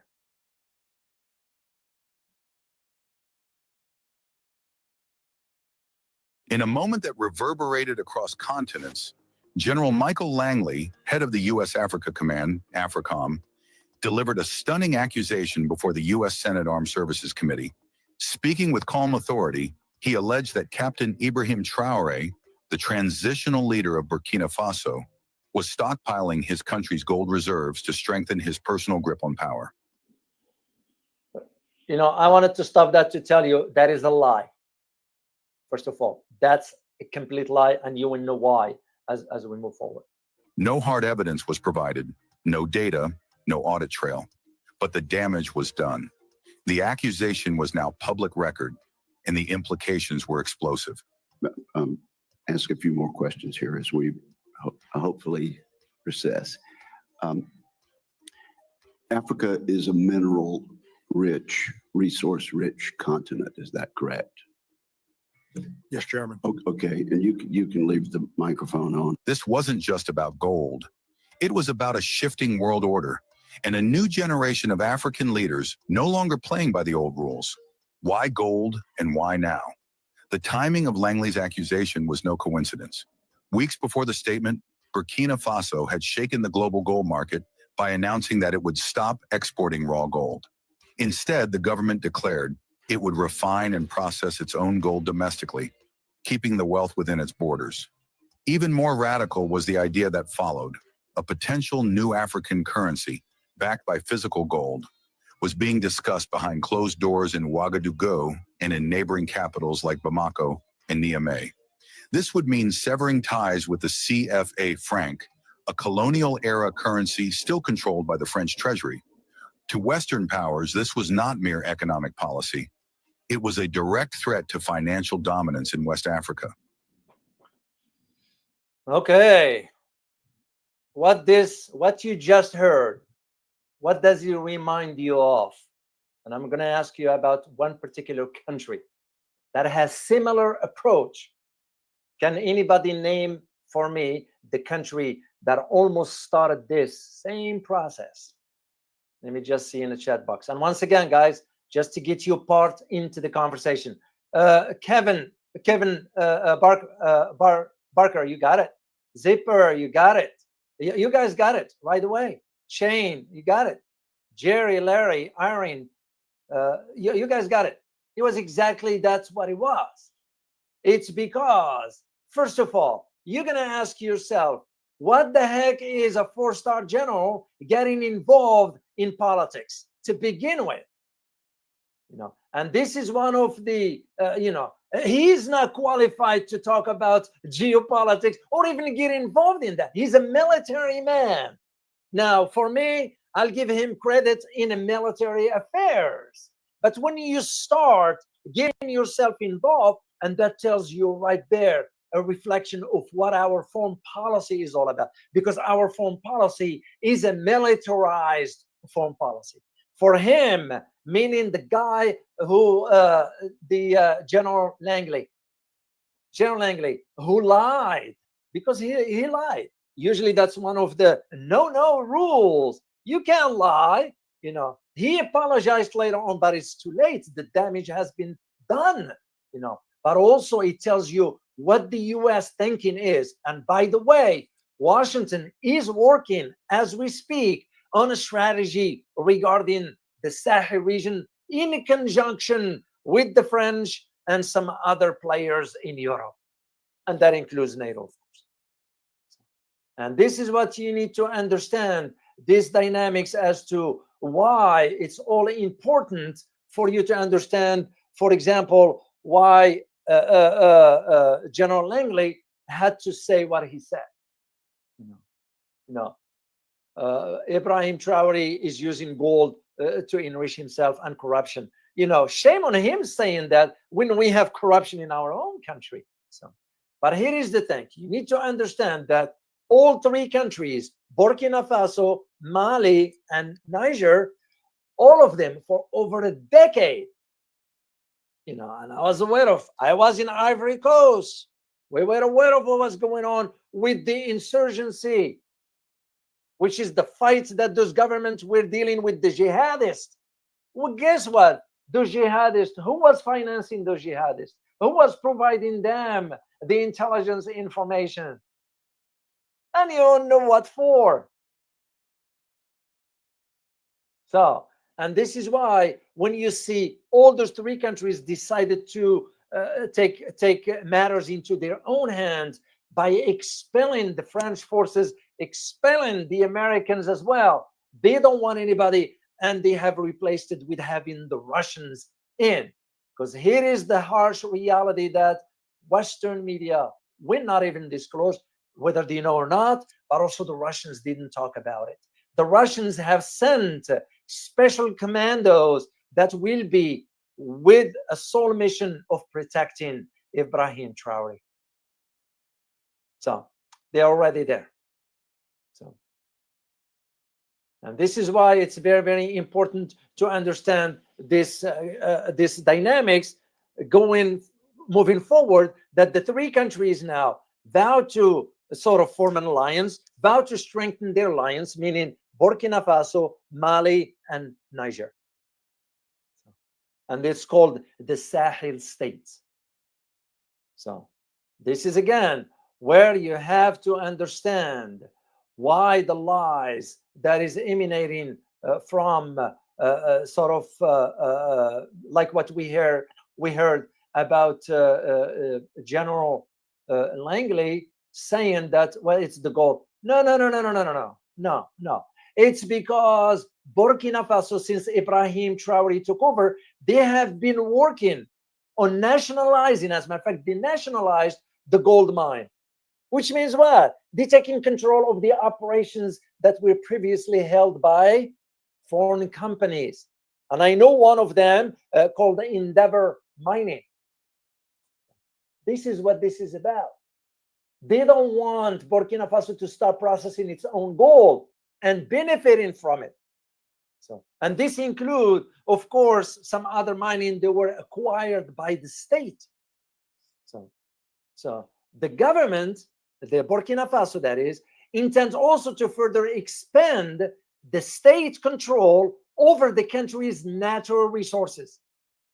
Because if you know how rich Burkina Faso and Mali and Niger in rare earth minerals, France by itself, about 87% of its electricity depends on the uranium coming out of Burkina Faso that's used in the nuclear power plants in France. This is what this is about. When they say, when the general lied, which is shame on general, that is wearing the uniform and lied publicly, even though he came later and apologized, it's too late.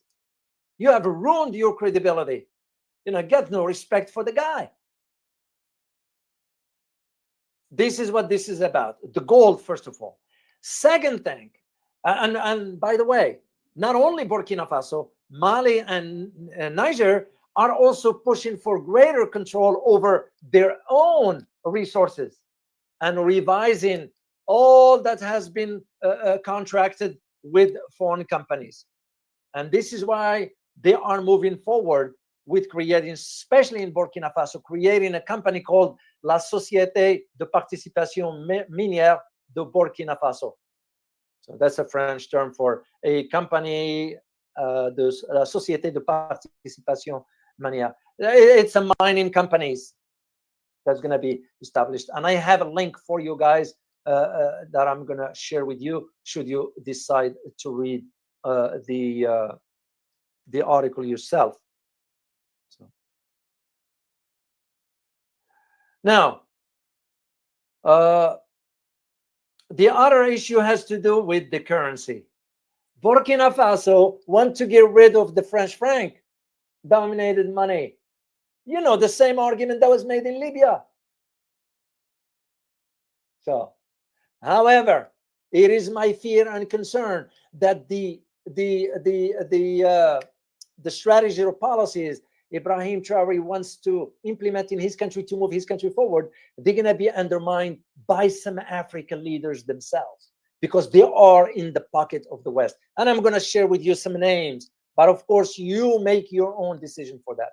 No, the currency, which makes it even very important for them to get rid of the French, because the French still benefiting from using their own currency in Africa.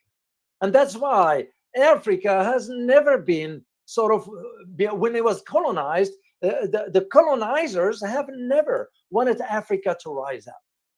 Never. Keep them down. Take the resources. And this is where it's not even extending to all this, because now in France, there is one specific, and I'm going to share one clip with you again about something else that you need.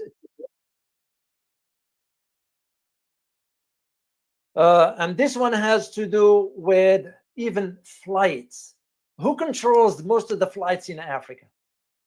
It's Air France. When I flew to Ivory Coast, it was on Air France. So let me share a particular clip with you. But before this, I need to do this one here. Liking this video so far? Don't just be a watcher. Go ahead and hit the like, share, and subscribe button. And don't forget to tap the bell so you will not miss any of my videos or live streams. This way, you will be supporting a channel that stands for the truth and objective reporting. The choice is yours. Thanks for your support. And it is indeed. That was the whole reason for why I'm doing what I'm doing, because I need you to know the truth. You reach your own conclusion. And that's where it is, as far as it extends for me. I'll provide you the knowledge. I'll provide you the information. I'll do the analysis, but you reach your own conclusion. Take a listen at this clip here. And by the way, this one wasn't. It was on TikTok, out of all. So take a listen. France are now begging Africans to patronize them So they have lost $65 million after being chased by Sahel countries, that is Burkina Faso, Mali, and Niger. And they are now begging Africans, please patronize us. Please patronize us. Okay, I'm gonna correct the guy. It wasn't $65 million, it was 65 million euros. So, and there is some truth to that, because Air France, which is one of the largest airline operating between Europe and Africa, suspended all its flights to Mali, Niger, and Burkina Faso. So, and of course, to them, it was because of the geopolitical crisis that exists. And when Ibrahim Traor'e made it clear to Air France, no, you're not coming back here. We're done. What Air France ended up having to do is redirect its routes to Central Africa. When you reroute your directions, it's going to cost you. Look no further than what's taking place in the Red Sea with the tankers and so forth. It's going to cost them. The financial impact on the Air France was very, very severe. And the 65 million euros is accurate, because I looked into articles that confirm this one, and I'm going to post one for you guys. Once again, should you decide to read it yourself, you will 65 million euros. So, and this leads us to talk about moving forward, looking at the what's going on now moving forward. So, first of all, you need to understand that in addition to talking about gold and finance, Ibrahim Traoré also implemented a new policy. And you know what that policy is? Is that education will be free for every Burkinabe citizen, from the primary school to university. That is a major step. Of course, it's going to cost the government. But here is the thing. If I were, and again, I'm not, but if I were involved in education, I will put a rule into that free education. Because free, what does it mean? Will the students put the efforts? You know, I am not in favor of free things. But on the other hand, if Ibrahim Traoré is moving this direction, then I am sure they might have put some conditions that if you fail 2 semesters in a row, you will be kicked out of the university, because you can't be just holding a seat when someone else can put the time and effort. So, but it's the, like I always say, guys, optics. Look at the education cost in Western world. Right here in the US, I used to teach at university. The cost is astronomical. The students end up with so much debt. Let alone, I don't even know what they learn, because our institutions are not into education. Burkina Faso now is implementing this free education system. But also, this is going to serve the country in a long term. Because if the young generation gets involved in education, they're going to improve the conditions of their own country. So, now, I mentioned earlier that this effort by Ibrahim Traoré could be undermined by entities inside Africa. The first one that comes to mind is none other than ECOWAS, which is the Economic Community of West Africa States, which, by the way, Burkina Faso withdrew from that, because ECOWAS is nothing but a conduit for the interests of the West. Of course, ECOWAS is saying we are to promote economic integration, raise living standards, and foster cooperation among member states. No. Because when you know the likes of, and I'm going to start one by one, this is Ouattara, the head of Ivory Coast, who is in cahoots with the Americans and the French. When you think about Tinubu, who is in cahoots with the French, the guy is as corrupted as it gets. When you think about President Ruto of Kenya, as corrupt as it gets. So when you have individuals like that, you can also see where this is going to move forward. Let me share another clip with you because it's very, very important for you to understand as to why it is important here. Let me get you exactly to the timestamp where you need to hear. And I'm going to let you once again decide for yourself. And again, this clip was not on all right, let me share screen. Thanks for your patience, guys. Appreciate it. Okay.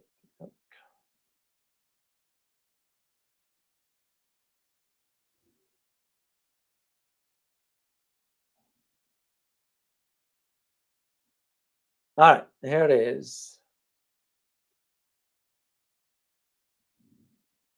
Share screen.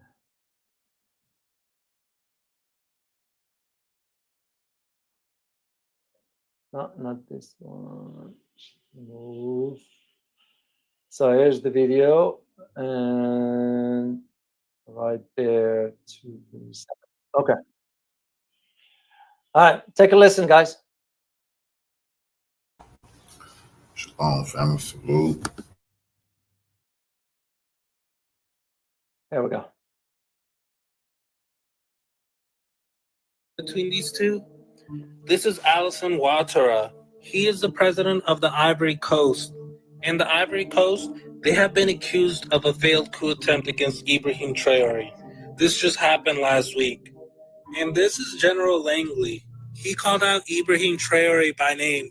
Some people say it was a smear campaign. And believe it or not, these two have teamed up. You can see Langley, he went to go visit the Ivory Coast to meet the president. And they're even taking a photo shoot together. You can see Langley sitting on the couch with the president. This is all very public. There's no secrets behind their relationship. Langley even got an award during this visit.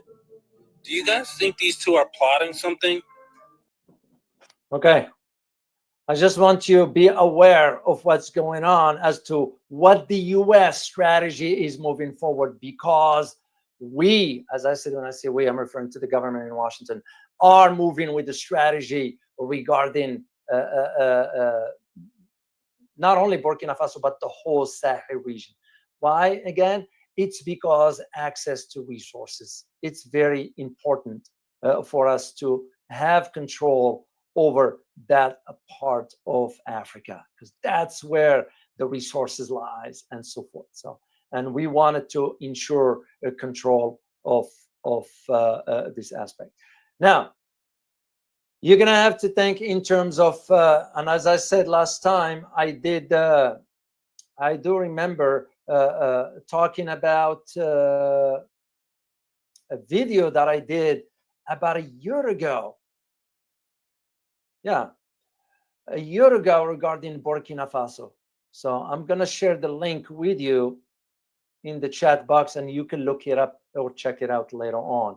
And I did it a year ago, in which I argued the possibility of North Korea, because North Korea always works in conjunction and coordination with the Russians to a degree. The possibility that they might show up in support of Burkina Faso. And even at that time, it was as shocking to the West as it can get. So, because nobody expected that. No. And that is the important aspect to understand about the changes that's taking place into the geopolitical landscape in Africa, mainly in the Sahel region. One thing is sure, is that Ivory Coast has played a major role in this failed coup attempt. So, there's like that saying always, when countries stay silent, that silence in itself speaks value. So this is what you need to understand about what just happened in Burkina Faso. Suffice it to say, and I'm going to summarize this, guys, suffice it to say that Burkina Faso wanted to charter its own path, wanted to forge its own direction in life with its own policies, away from the West, not depending on the US, and the West doesn't seem to like that. So But also this failed coup attempt, it shows you the desperation on part of the West to maintain grip of power on Africa, to access its resources and so forth. This is not going to be the last time. I would not be surprised. There will be other attempts differently, but I am sure also Burkina Faso is going to stay vigilant. Mali is going to stay vigilant. Niger is going to stay vigilant. And of course, all Africa now is going to be looking at these leaders. I won't call them leaders. As a matter of fact, this one here, this picture, guys, this is when Tinubu made a phone call to Ibrahim Traor'e, inviting him to resolve the issue. And Ibrahim Traor'e was saying, what do you want? Because Ibrahim Traor'e knew that you can't trust this guy. Tinubu is as corrupted as he gets, as he gets, rather.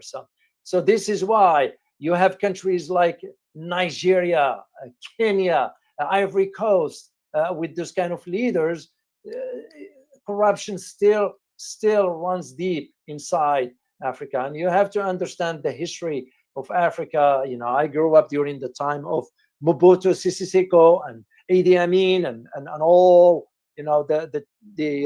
even what's his name, Thomas Mabasa. When you have situations like this, you kind of learn over time what to look for and how you say to yourself where this could go, which direction it could go, and it's very, very concerning, I would say the least, for me, and how this is going to move forward. So let's hope that Africans stand together, the whole Africa, and get rid of the corrupted individuals there, because you got regimes that, that's why I was always arguing against the admission of Nigeria into BRICS. Nigeria, the corruption runs so deep, so massive, till they figure out at least how to deal with that. And I'm not picking on Nigeria itself. There are other countries involved also in African corruption. Heck, we have it right here in our own country. So, anyway, this is what I wanted to share with you guys. So you need to understand gold. Kofi, follow me.